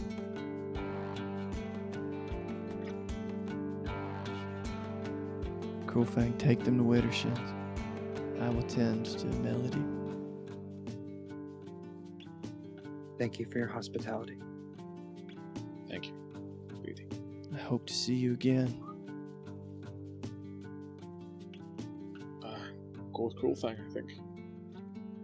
Cruelfang nods and grabs a walking stick and a little backpack and slides it on. Come on now, we got places to be, things to do, you know what I mean? I mean, walk through the woods, it ain't that long, but it's real twisty, windy, you understand? Great lady, should you ever need me for anything, call. I will come. She smiles. I am a great keeper of oaths, Alayla. And your pack has an outstanding debt of an oath. I can taste it on your words. When your oath to the sandpiper, or the kingfisher, whatever it calls itself, is fulfilled, then I will be happy to hold you in my esteem. She'll nod, and then we'll follow her pack. Did we hear that by any chance? Oh, you surely did. So you also kind of mutters to himself, just like, I was really hoping that oath didn't count. At least in the eyes of the Fae. A word is a word is a word. And as all of you walk through the woods, Cruelfang is uncharacteristically quiet. In fact, as soon as you cross off the edge of the property, you watch him step on dry leaves and things. They don't make a sound. He is a ghost in this place. And the deeper you get into the woods, it's strange. You've seen some wildlife you would have never seen before when you were at Wolf Creek. The Reaches Through Time and Two Mouths have told you about the sort of differences between where the people of the map live and where what you are dwells. But it's strange. It's just like you're going to an even deeper place. You see some of the trees in this part of the woods have shimmering golden leaves. You see massive, beautiful blue and red fruits hanging from them. You see flowers that, as you walk by, tinkle like bells. The spots of moss that pop two little eyes open and watch you as you walk past. It's bizarre. And before you reach the mouth of a large cave in the side of the hills, Cruelfang looks back. Now what y'all gonna want to do is you're gonna want to turn left ways backwards 3 times. Left ways backwards 3 times. Mm-hmm. A ritual of some sort. Something like that. Layla will do so. She will turn left backwards 3 times. Yeah, sure. Before Yosef does so, he is going to give the last of that little bottle of moonshine he was carrying to, him, you're the good pappy. And then he will do so. I'll take it. And he kind of slides in his pocket. And he begins to trek back towards the house.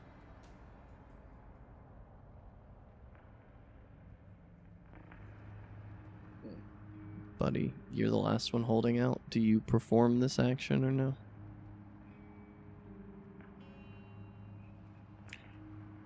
I do. As all of you complete it, there's a gust of wind from out of the cave that carries a whisper. Who says my name with their feet? Winona. Snared by lightning. Yosef. Buddy. Very well. Come in, come in, come in.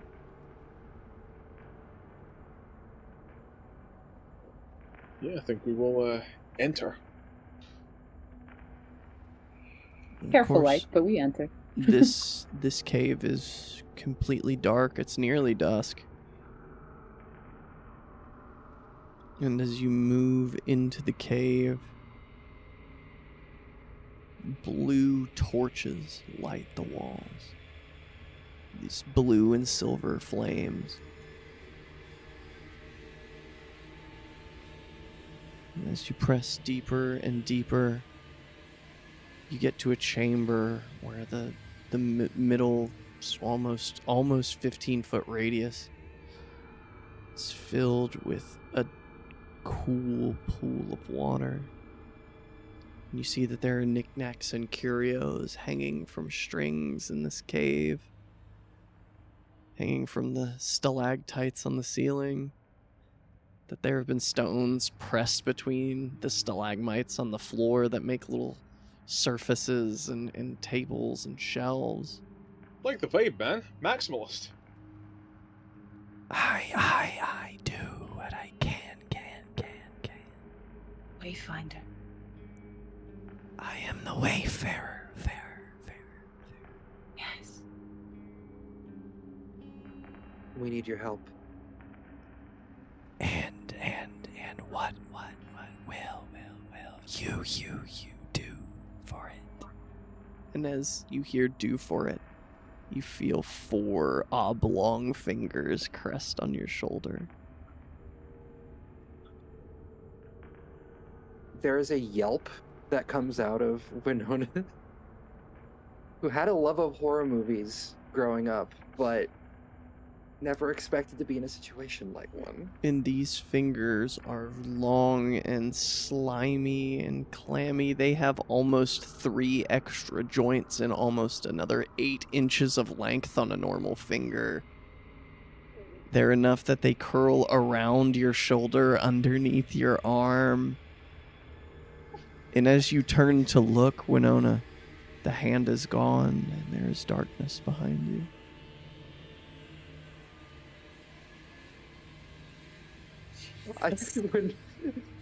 Winona's trembling. Winona's shaken. Winona's like frightened. Y'all know her enough at this point. She's Feel scared. free to increase your rage by 1. Sure. Yeah. Well- Yeah. If the question has gone unanswered, though, Yosef might chime in with, "What would you like?" A dangerous question.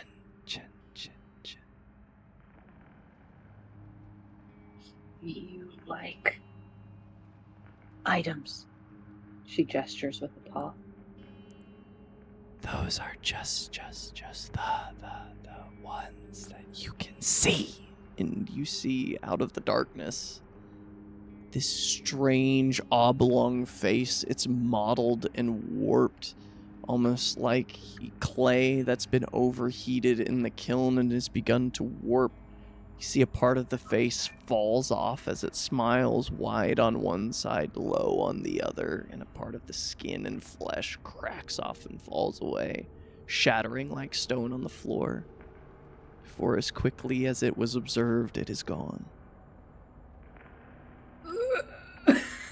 Do I need to roll willpower not to piss myself? Alayla's quite literally the most on guard in this moment.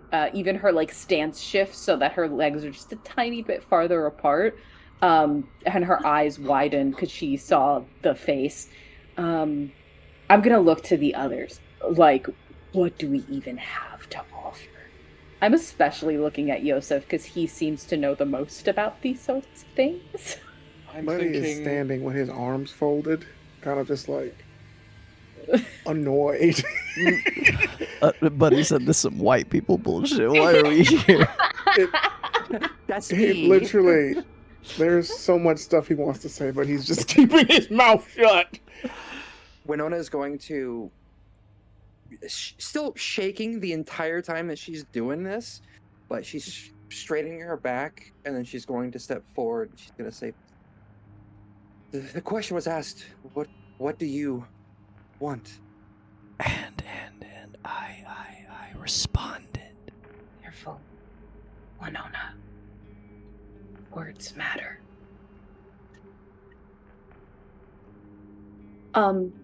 Hey, question for ST explanation on something. Sure. So we spent a night of wisdom chimage. Yes, you know what I'm saying. Yes, you did. What does that offer as far as... That's such a great question. But I'm going to answer that question with the question, what do you want to do with it? Okay, what I would like to do is perhaps through wisdom gain some knowledge here. Specifically occult knowledge. I want to offer this being a gift essentially to help us to where we need to go, but one that isn't going to bite us in the ass later. Sure. But yeah, I'm looking for that knowledge. I'm willing to also contribute my wisdom chiminage to maybe have had Magpie bring such a gift. I will say wisdom isn't the right chiminage you're looking for here. Oh, okay. However, digging deep, Yosef has already told you that these are creatures where it's all games. They're all trying to play some kind of game with you. To your great detriment, if possible.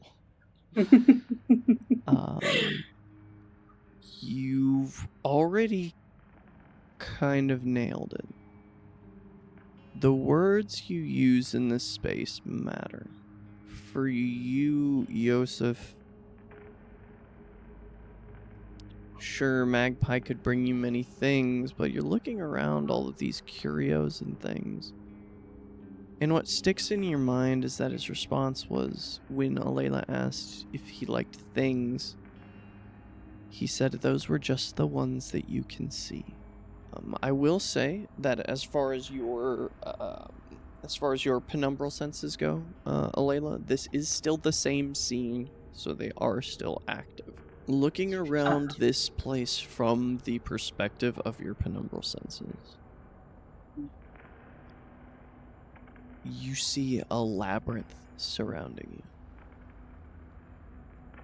Tunnels in every direction, up, down, left, right. If it is a way that is possible to go, there's a tunnel that moves in that direction. And they are not normal tunnels. They look like they may be the size for, I don't know, a very large snake. They're circular in nature. It's strange and weird, and you get the feeling this could be a place that something becomes trapped in forever. Yeah, I would like to... okay, can I do an occult roll here? I'm able to see all of these tunnels and extra bits and bobs that are in here. So if I may, I would like to do an intelligence and occult. Sure. Go ahead and add your die for Horn Serpent's favor as well. I have an idea for all else fails. Okay. As do I, actually, because I've been completely ignoring my ban for the last few sessions. I just read it actually, and it says bone gnawer can add up to 1 die to a pool used to find something lost or overlooked. Sure. So if there's some, is that what you're looking for? yeah, I'm almost trying to like tap into rat. I think at this point. Sure. Give me wits investigation. Add your die for your favor. Okay. Based on what I'm seeing and what I'm hearing, would I know if the gift of a symbolic nature would work? Something that represents a greater whole than an actual. What would be the intent? To gain something, sometimes you must leave something behind. You would be leaving a piece of yourself behind in this essence. And by that... Are you attempting to gain power over this creature, to kind of level the scales? I don't know if that's the right answer. I'm looking to appease it to help us. And it seems to like to collect things. And there definitely is like a power exchange when you leave a part of yourself behind. And like that's not always like an actual sense, but things become a part of us as we grow attached to them. Mm-hmm. And as Winona's thinking this, she's gripping her guitar. I just want to preface this with saying I had 9 dice, Mm-hmm. right? And there were 7 successes, but one of those is a teeth. Oh no. Okay. Correct me if I'm wrong. It's two teeth that are. Anytime you get teeth. It's just a teeth. It takes 1 teeth to fuck the whole roll. Not necessarily interesting. fuck it. You get what you want, just at a cost. But we'll get to that in a Right. second. Yosef. Yuck. Well, on a 7 dice full storyteller, I managed to get 5. With 5 successes, you kind of feel spiritually rat come alongside you as you're kind of looking around. No, too far up. Down, a little bit to the left. A little bit to the left. Okay, now reach in there. And what you pull out of this little kind of hand-carved stone cubby hole, it almost breaks your heart. It's something you would have been very familiar with in the region that you grew up in. It's a heart locket. Oh. And of course you know what's inside. You don't need to open it. It's a lock of someone's beloved's hair that they had cut for them. Wait, what? Yeah. You would have probably heard about this from your mother or, you know, the older people in your community. It was very fashionable in the 40s and 50s.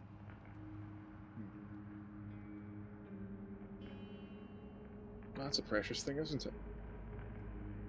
Leave that alone! Guess I'll snap the locket shut, place it back exactly where it was. No offense intended, it just looked interesting. And as you go to put it down, we will resolve that messy, Layla. As you look around, keening for insight, that reaction's all you need. And as Yosef goes to set it down, you snatch it out of his hands. Uh-oh. And there's a part of you that wants to just crush it. And while you definitely broke the clasp, snatching it from Yosef's hands, full destruction of this thing dangles within your grip. She's holding it in her paw and looking in the general direction of where the voice came from. You will help us, and I will give you back your toy.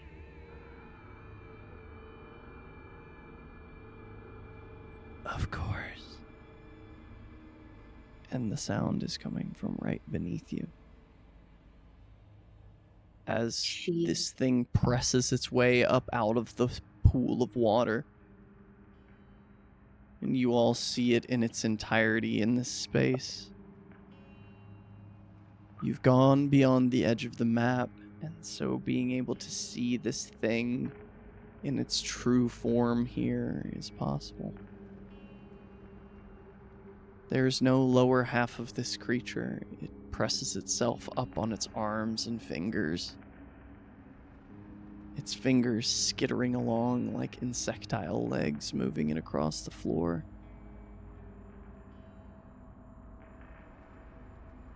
Of course, your kind would know nothing of the sanctity of love.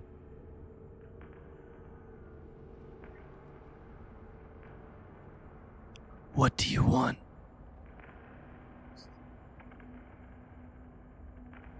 Why did Cruel Fang bring you here? To humiliate me? We seek guidance. We seek a way to get to...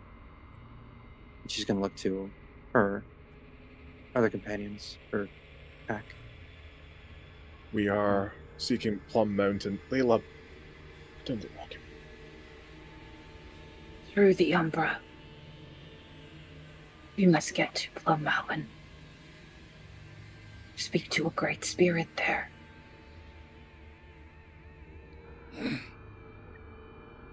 I don't know what this Umbra is you're talking about, but I can get you to Plum Mountain.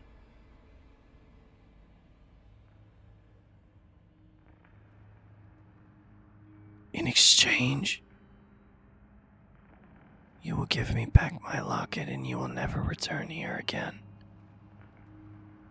And you will know that you have made an enemy of the great Widdershins.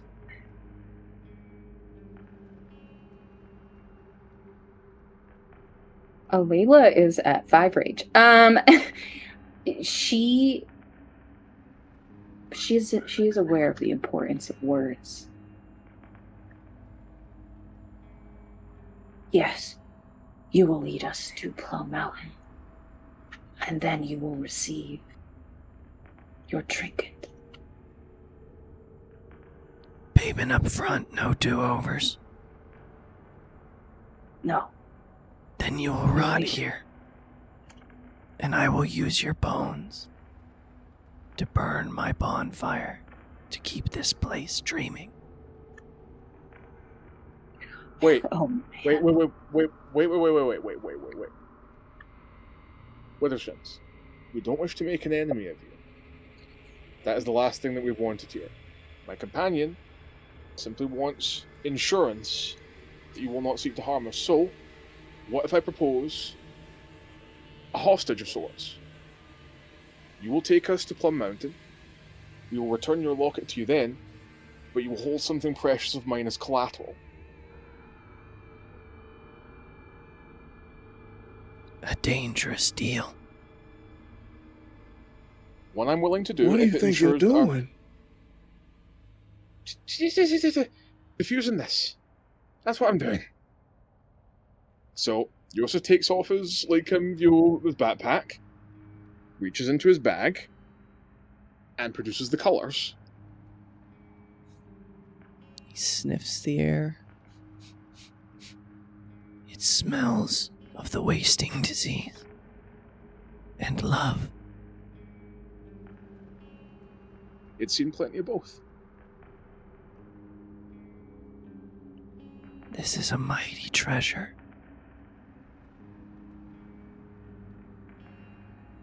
It's because our kind do know love. We want to demonstrate that as well. Give me Yarid's locket, and I will take you where you need to go. Unharmed. If I wanted to harm you, you would already be dead. There's a look in her eye like she wants to crush this fucking locket.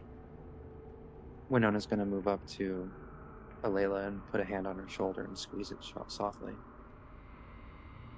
She's going to. Some storyteller you are.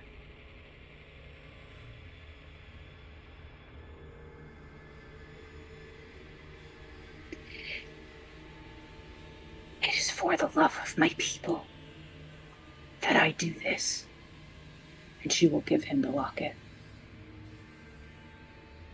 Takes it in his hands as gently as you've seen a creature take anything in their hands before. It's almost like he's afraid to touch it. Before he grips it in his palms and opens it, and you see that a spider has emerged from his palm with this necklace around its body and begins to move off.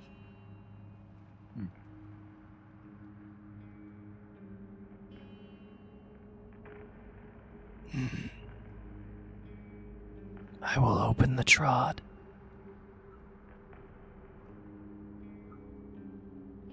It will be uncomfortable. You will see things you do not want to see. And then you will be where you need to go. Thank you, magicians. I have seen your dreams snared by lightning. You are just another frightened child. It's all right to be afraid. It makes no sense to act like a monster.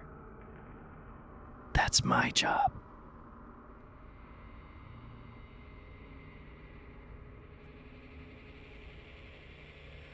You don't see me tracking down the enemies of your mother. That's yours. Layla is clenching her jaw so tight that if she was not Garu, she would shatter her own teeth. All of her muscles are tight as she glares at him. He reaches up. He sinks his fingernails into the skin at the hairline and pulls the face down and away until all you see is an inky black void underneath with two swirling eyes inside of it. As he looks deeply into the pool, you will take them to Plum Mountain, old friend. They have paid the price, and they are willing to cross the river. Take them now, with as little harm as can be done. Take them far and away to the wasted mountain. And you see the pool begins to swirl as his face begins to crawl back up. You see out of the edges of the face he pulled down little insectoid legs begin to act like stitches and stitch back in all the way around before they disappear. By the time that happens, the pool is like a half full sink and you just pulled the drain. Go. It will take you where you need to be. Let me go first. Joseph stuffs the shirt back in his backpack, looks it over, and is like, alright, after you. Winona will go up to the Winona. edge. You, Scotsman, will go last.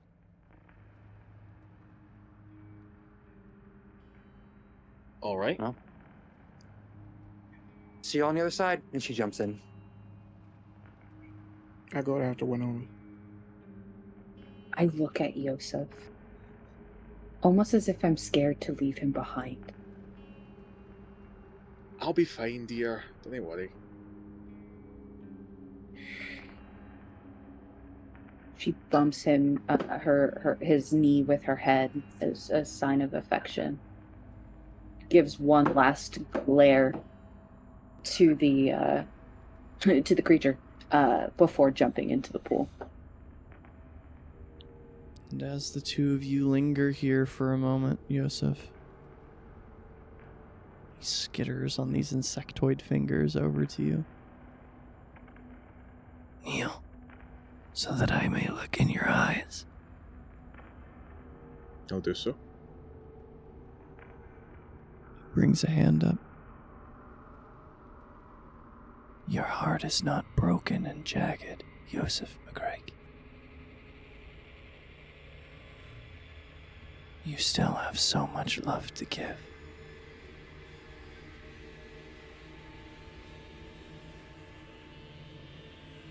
I would like to see you again. You and you alone are welcome in my labyrinth. You know what, Wittershins? I will take you up on that offer. And if there is ever a place where all you needed was the echo of your own tears and the quiet solitude of being able to feel and be unashamed, that is what I have built here. This is my temple to love and sorrow.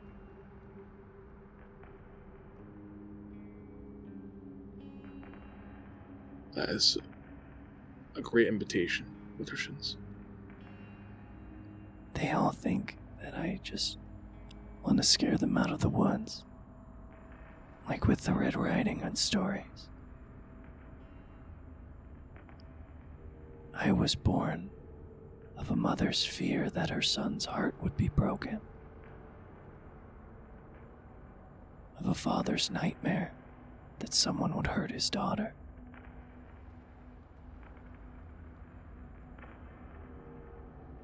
You have had those dreams put upon you by your mother, and so here you are welcome.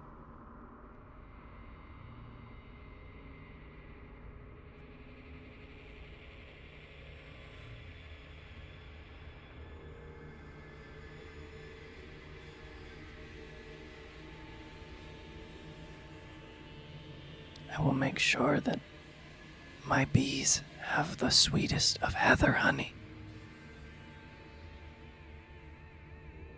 Go, before the portal closes. He gives Wittershins a salute, and then I think he'll do like a backwards dive, like an actual legend. Absolutely. As each of you falls through, we're going to do a brief scene with each of you before we end today's episode. Alayla, as you feel the cold water pulling you deeper and deeper into this place, you feel a presence in the dark with you. A voice you haven't heard in years. Barks at cattle. Where did you go, sister? I was alone.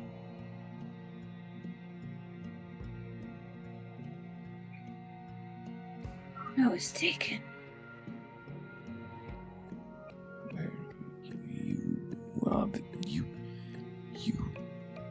You lived. You did not die. You never returned. Where did you go? What was more important than our sister and our brother?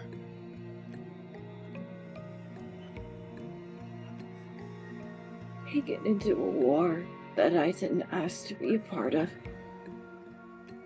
Barks at cattle does not know what war. Barks at cattle knows pack. You were a part of my pack, and you left.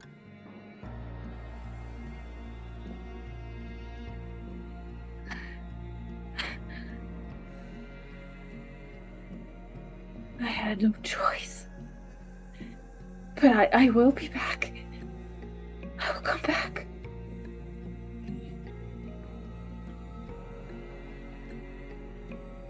I will come back, I promise. Speaks with wind, looking for you. Hit by metal horse. Die. catches frogs, leave looking for you, never return. Sings with birds, loses 2 pups, leaves us. Howls for spring, kept family together, and howls for spring, left.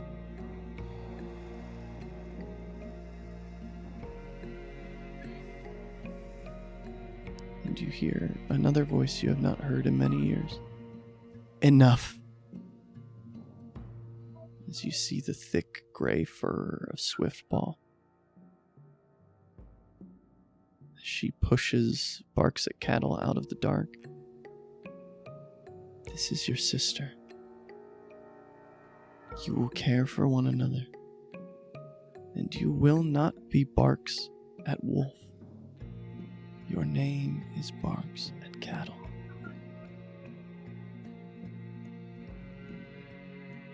She kind of nudges your face up with her nose. My winter pup. Your heart has grown so heavy. I've lost you. Lost back. No. You are closer to Catch's frogs than you know. He needs you. Where is he? I will find him. You will hear his call. You will hear his howl when it is time. I will listen. Sings with birds. Is here with me.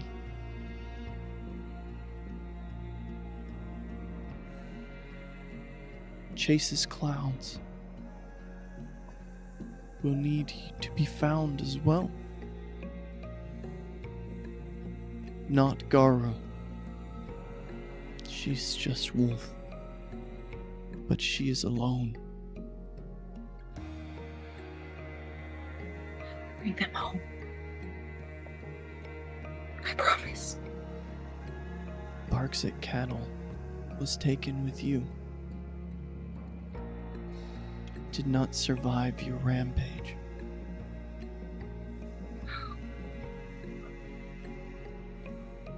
Your rage is a blessing and a curse, snared by lightning. This pain you feel,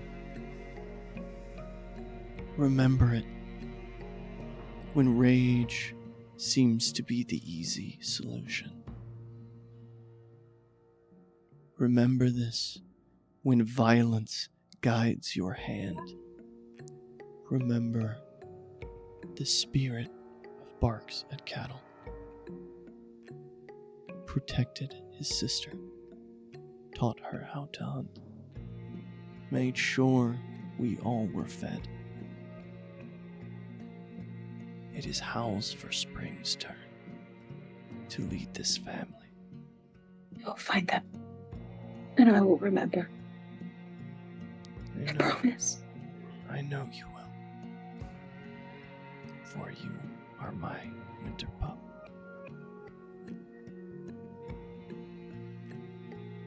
You will always be that small blue-eyed wolf to me.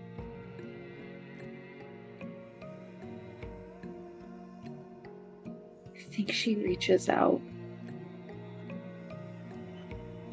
to try to hold her mother one last time. And just as you feel your fingertips graze that soft, she always had the softest fur, it was strange. You see another wolf off behind her. Massive, stony and gray. His head turns. There's a very lupine smile. You see that 3 of the teeth are replaced with stone, and another, the canine, is silver. Are you ready to meet me, child? Yes. Soon. And you are pulled out, and we will move to the next person that we will roll a die to see who it is. Winona. Hi. As you are pulled deep down into this water, cold and furious,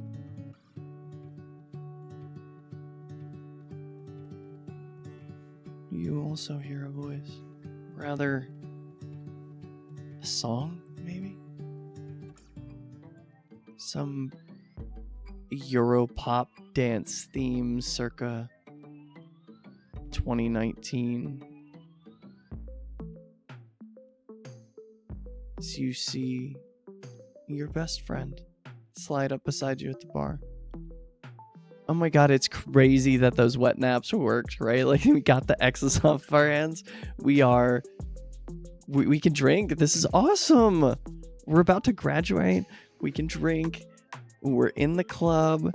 Bitch, this is perfect. What? I'm back? I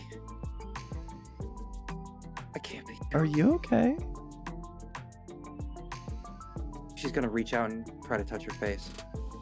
It's a little bit of perspiration. She's been dancing. Her skin is warm. I am going from just touching her face, grabbing the back of her neck, and I'm pulling her into the tightest hug I've ever given anybody. She hugs you. She's like, Winona, calm down. Oh my god, did you take Molly in the bathroom?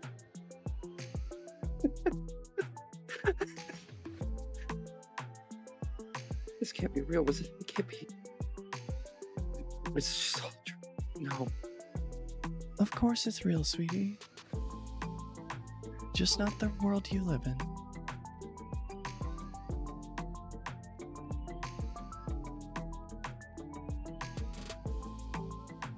Just gonna. What do you mean? Where are we?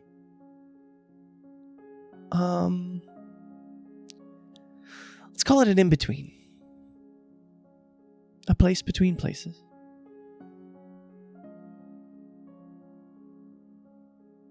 Why are you here? Because you dream about me. All the time. Yeah, I know. I am your dream, after all. What happened that night? Oh, you mean after your freak out? I mean, don't get me wrong. Killing 4 dudes in an alley? Badass.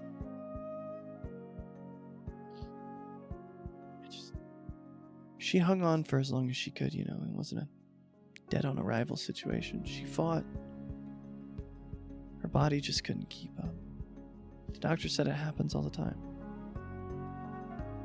It wasn't fast enough.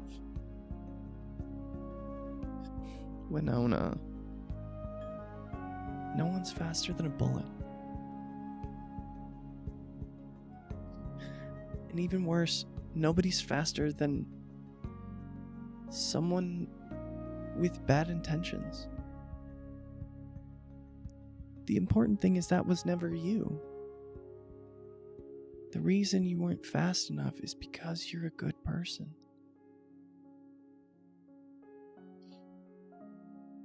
It's been 4 years. It's been You're 5 behind years. you. That's enough. And all of time freezes around you. And you see the massive, towering white wolf Fenris. As he stalks into your purview, his eyes blazing like fire, the bloody claw over the side of his maw and eye. She's going to turn her back, protecting her best friend, keeping her right at her back. This is what you dream of. You touch her, you will get away from us. Now! Little wolf. You're starting to sound like takes the first kill.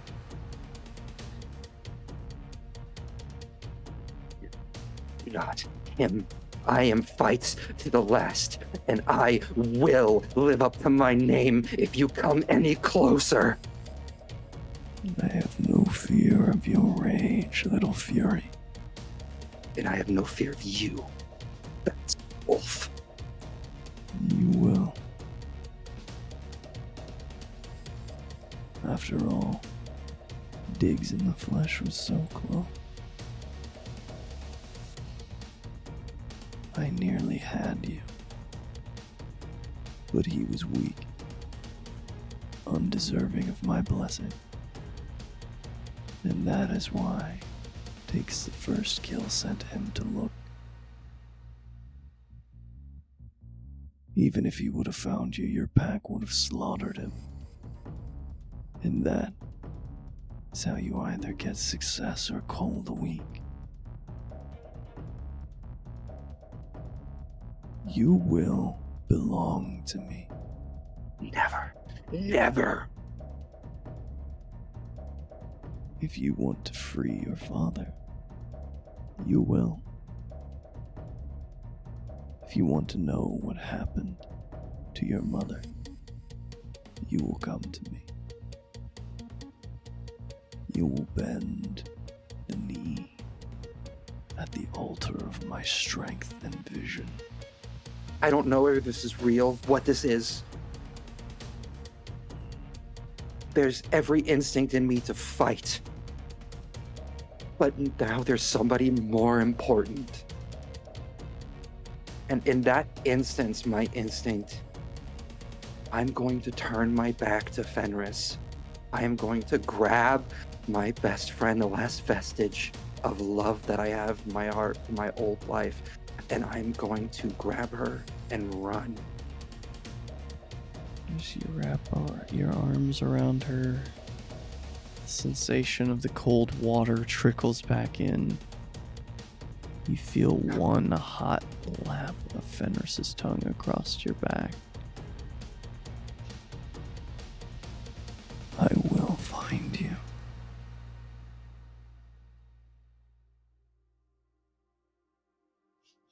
And we will change scenes, rolling the dice to figure out who we're going to. Buddy.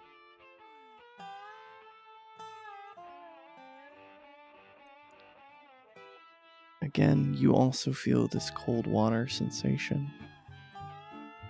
And you feel a hand on your shoulder. And you see your mother He looks smiling. behind. You stand in your childhood kitchen.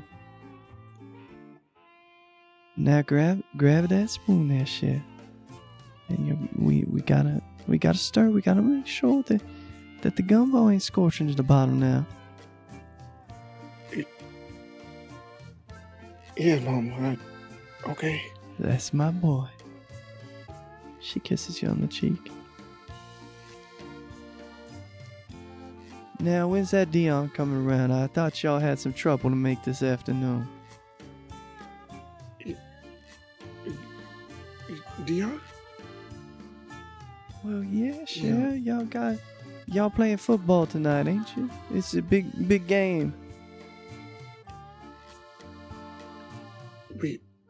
We were supposed to play, yeah. Yeah. You alright, baby?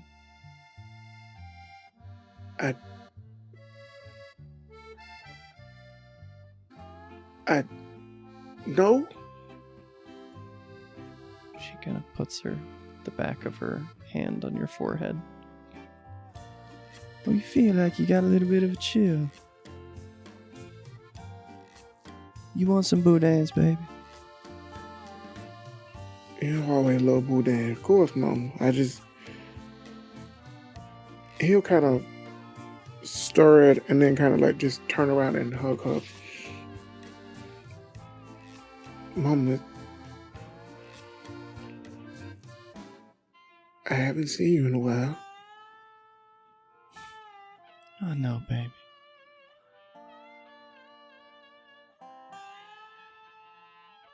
So much has happened. Mm-hmm. You was always I got my destined heart for broken. greatness, baby. Always. I got my heart broken again, Mama. Trusting somebody. Mm. Me too.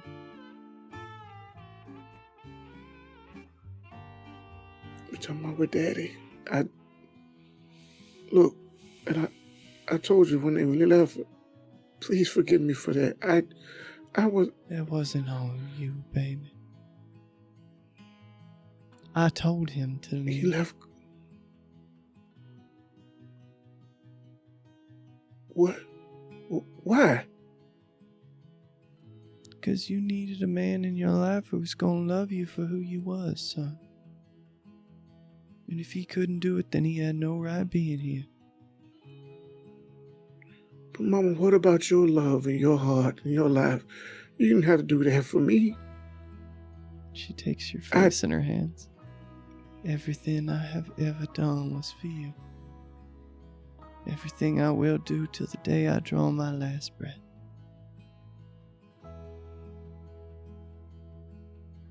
That man... You must hate me. No. I could never hate you.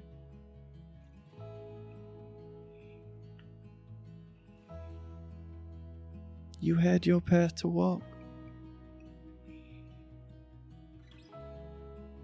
And I knew the minute I held you in my arms, the moment you was born, I said, this boy's going places.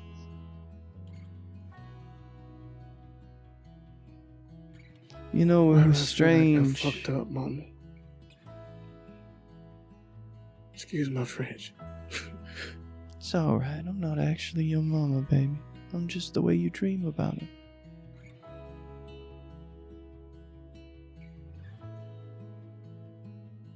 You did. Why don't I tell you a story I guarantee you forgot till now. You used to love my stories. Sit on the kitchen counter while we rolled out cookies and tell you a story. You remember? Yes, Mom. I do. The day you was born, I held you there in my arms and I said, this boy's going places. I looked out the window and there was a falcon sitting on that windowsill. You was born for this. To be a leader.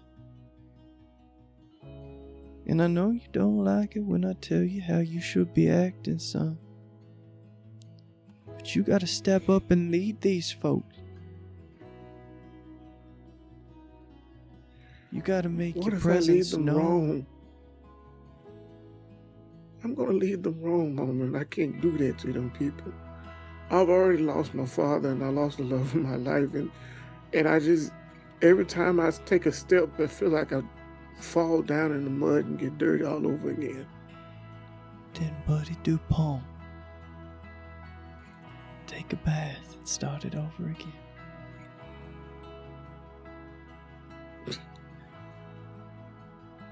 And I feel bad because something else is happening. I don't know how to feel about it. Mom,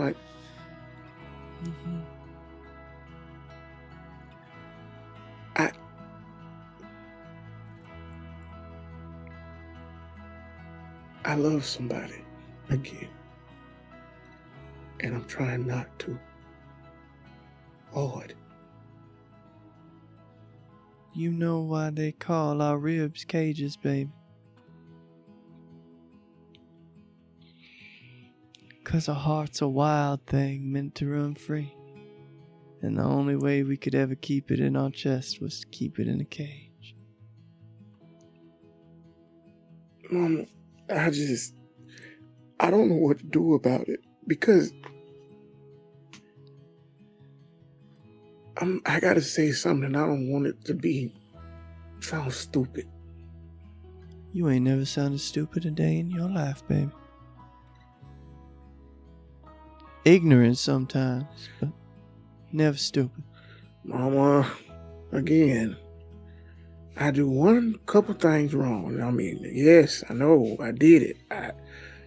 You gotta let that go, Mama. Look. I'm not your mama. I'm just the way you dream about it, buddy. I've been gone a while. And I've been in this place pretty much by myself until I met my new family. Well, you gonna have to bring them by sometime then. I want to. Especially one of them I've taken a real good shine to in the best way. And I want her to succeed. After Jack destroyed everything I ever knew about it, his child ended up in front of me. And he'll touch his chest.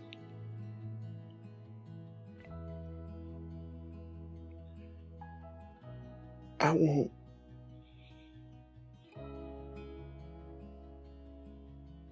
before you ask Daddy to leave, I want her to feel the love that my daddy gave to me, to her.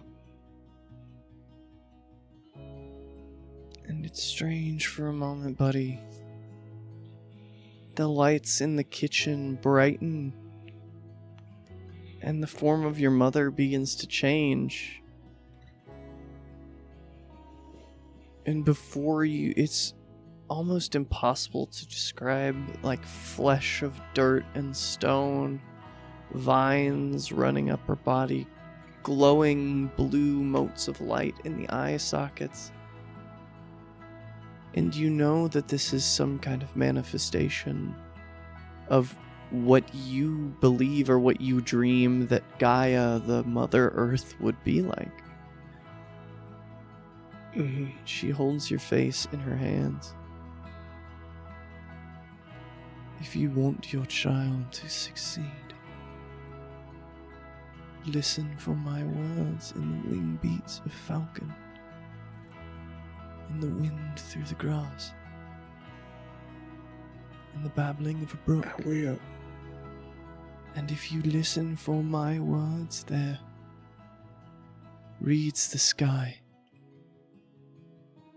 Fights to the last will know success under the leadership of reads the skies.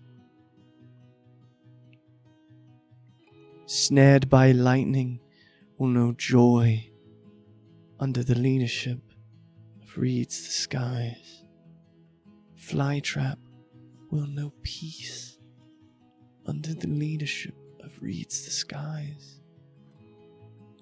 And Punches Up will stop swinging his arms and find peace under the leadership of reads the skies. But if you do not lead them, my son, my champion, my Silver Fang, they are doomed. Do you understand? I don't want that. I do. I don't want... Then you must cast aside your woes and your failures. You know what to do. You know how to lead. You were born to it, as a child is born to breast. Lead them or they will perish. Do you understand? I do. You give me the spirit and the power to do so. I will lead them to victory in everything that they can and want to do. And I will protect them, especially fights to the last, as my daughter. And I don't want her to just be my pack, but I want the hurt of someone else to go away so he can feel that he doesn't have to suffer anymore. I hope I can help Wyrm find peace. You will. The home you create will be his home until the day he passes.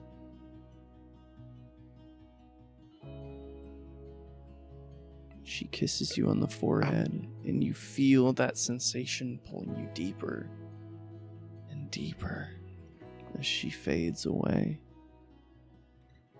And last but certainly not least, Yosef.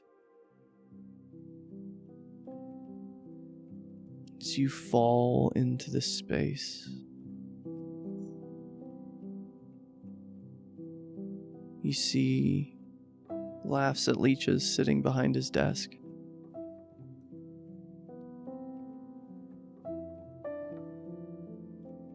Well, you gonna sit down or what? Happily. I haven't seen you in a minute.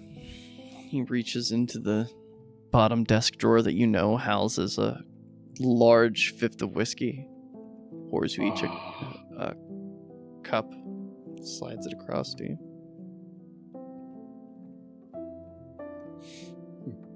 You know, What are we toasting to?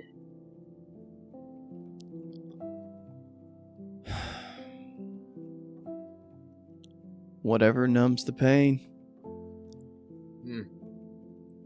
Sits it down.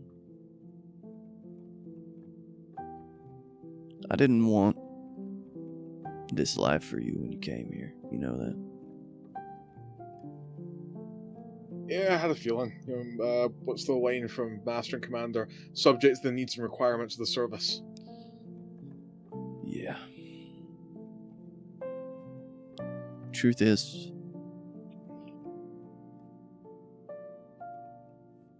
I thought I could pull something over on a young Garu from across the pond.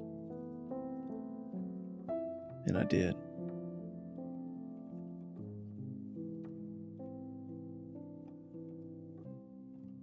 I'm not gonna get to see you again, buddy, so if there's anything you need to say to me, now's the time. All right. Of course, just the way that you dream about Laughs at Leeches. So. The real Laughs Should at I take that Leeches as a- died months ago. Months ago. I know I you called him spoke a to few him weeks- on the phone. Yeah. I know. I'm sorry about that. There's a thing that I've been working on for my companies and the longevity of the Scepter of the Awakening. It's a generative AI, and it's a version of myself that answers phone calls and responds to emails. I was talking to a sentient answer machine?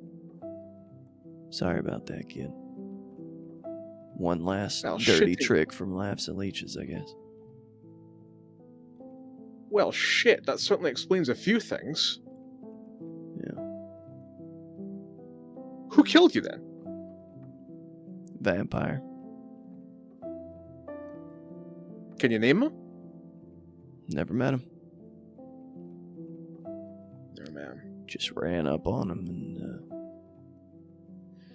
I'd just done a cleaning job for, well, funnily enough, another vampire that I know pretty well.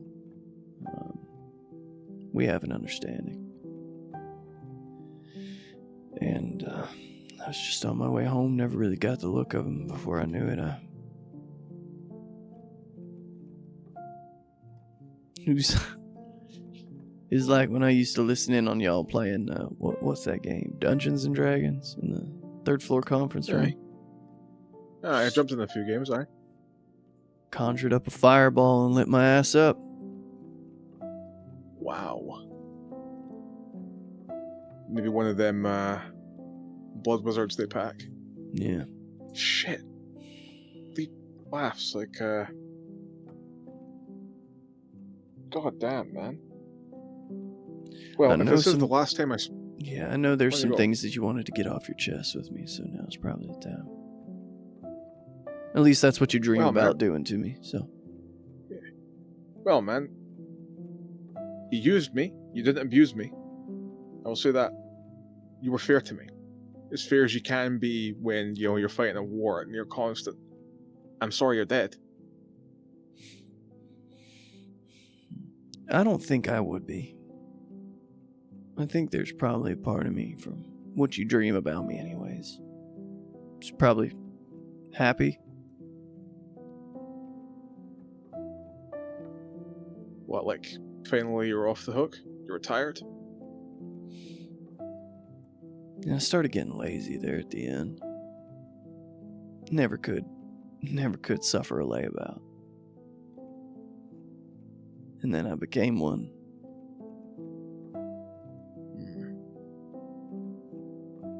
Leeches.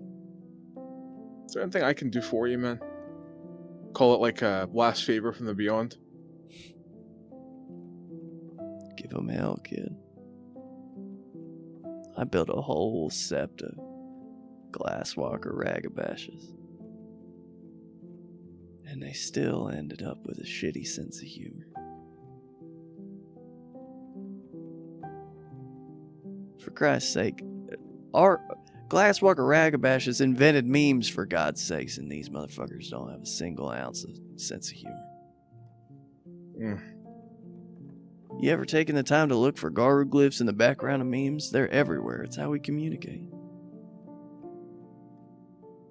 I guess I was never as terminally online as I should have been before my first change. Yeah, well, that's the thing with you bone gnars. You use the internet for the practical things. We do it for fun.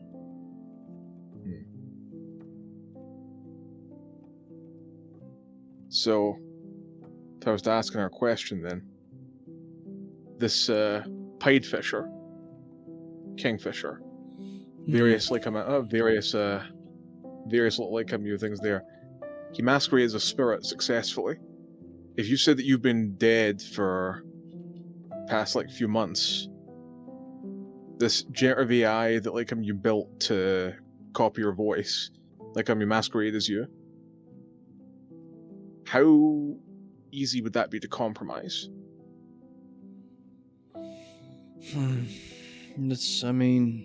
I've heard about the kingfisher. He's been on our radar for a few years now. But, near as I can tell, what I built, this artificial intelligence that I've crafted, it is its own weaver spirit now. It is fully functional. I think for a mundane to try and crack into that, it'd be damn near impossible. However, if you could get your hands on that generative AI I built and use it to crack the kingfisher's algorithm, you might be able to dig something up on him. What kind of favor would it want from us, since it's no spirit? I don't know. It thinks it's me, so... I'll use that as a jumping off point then. Yeah. But if you're dead, is the sept still intact, or have they scattered? Most of them left. There's a few nearby that see to the sept. I think we're down from 40 to maybe 7. Jesus. Most of the pack's left. I gotta get this news to 2 mouths. As long as there's enough of us there to keep the digital eye fed with chiminage, I don't think it'll be a problem. It can't sustain long term. 7 of you can't continue to hold out the sept while the leeches moving from all sides, man.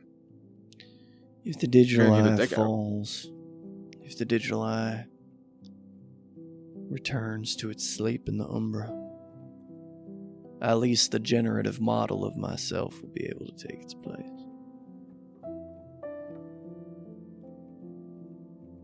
We'll lose access to a powerful spirit. The digital eye is old. Used to be called the scrying eye. But worst comes to worst. He kind of looks up at you. I never got the chance to tell you how I really felt about the whole political thing. Punches up. The litany has failed us. The precepts of the old Garu nation mean nothing if we cling to such outdated ideals. We just prolong the slow death of Gaia. And I don't want to put my mother on life support, do you? No, I've been through that before. Shit, I'm sorry. I knew that, and I still... Hey, it's okay. It's a reasonable metaphor. Just, If we want... you know I was... If we want to win this thing, you're gonna have to find new paths. You're gonna have to make unconventional choices. You're gonna have to be a Ragabash, son. Alright. Well, you know I was never big on the litany in the first place. Apart from the not eating humans one, that one I'm still quite keen on. Yeah, no, But that's pretty much a given, yeah. Yeah. But, yeah. I'm trying to think about the way that, you know, the Garu have been approaching this from a werewolf standpoint to a lot of conventional problems, and I just see the chaos that invites. I'm not saying I'm necessarily like you down with the Weaver immediately, but, you know, I think I see where you're coming from, man. If I wouldn't have got forced into the Glasswalkers, I think I would have found a different tribe for myself. That's neither here nor there. You're in a dream space here. I want to help, but there's only so much I can do. Again, of course, I'm just the laughs at leeches that exist in your dreams. I know. But there's somebody else here invest. you've been dreaming about. Oh no, man, no. No, come on. They're your dreams. It's not my fault, man. You brought her here. Shit. And where we will end this session, because Yosef tipped in last, and where we'll pick up at the beginning of next session. So there's a gentle hand on your shoulder, Yosef. As Leslie Ann smiles down to you. You didn't think you could get out of a sweet dream without talking to me now, did you? Thank you all for being here, dear viewers. We appreciate you, and we'll see you next time. Same wolf time, same wolf channel.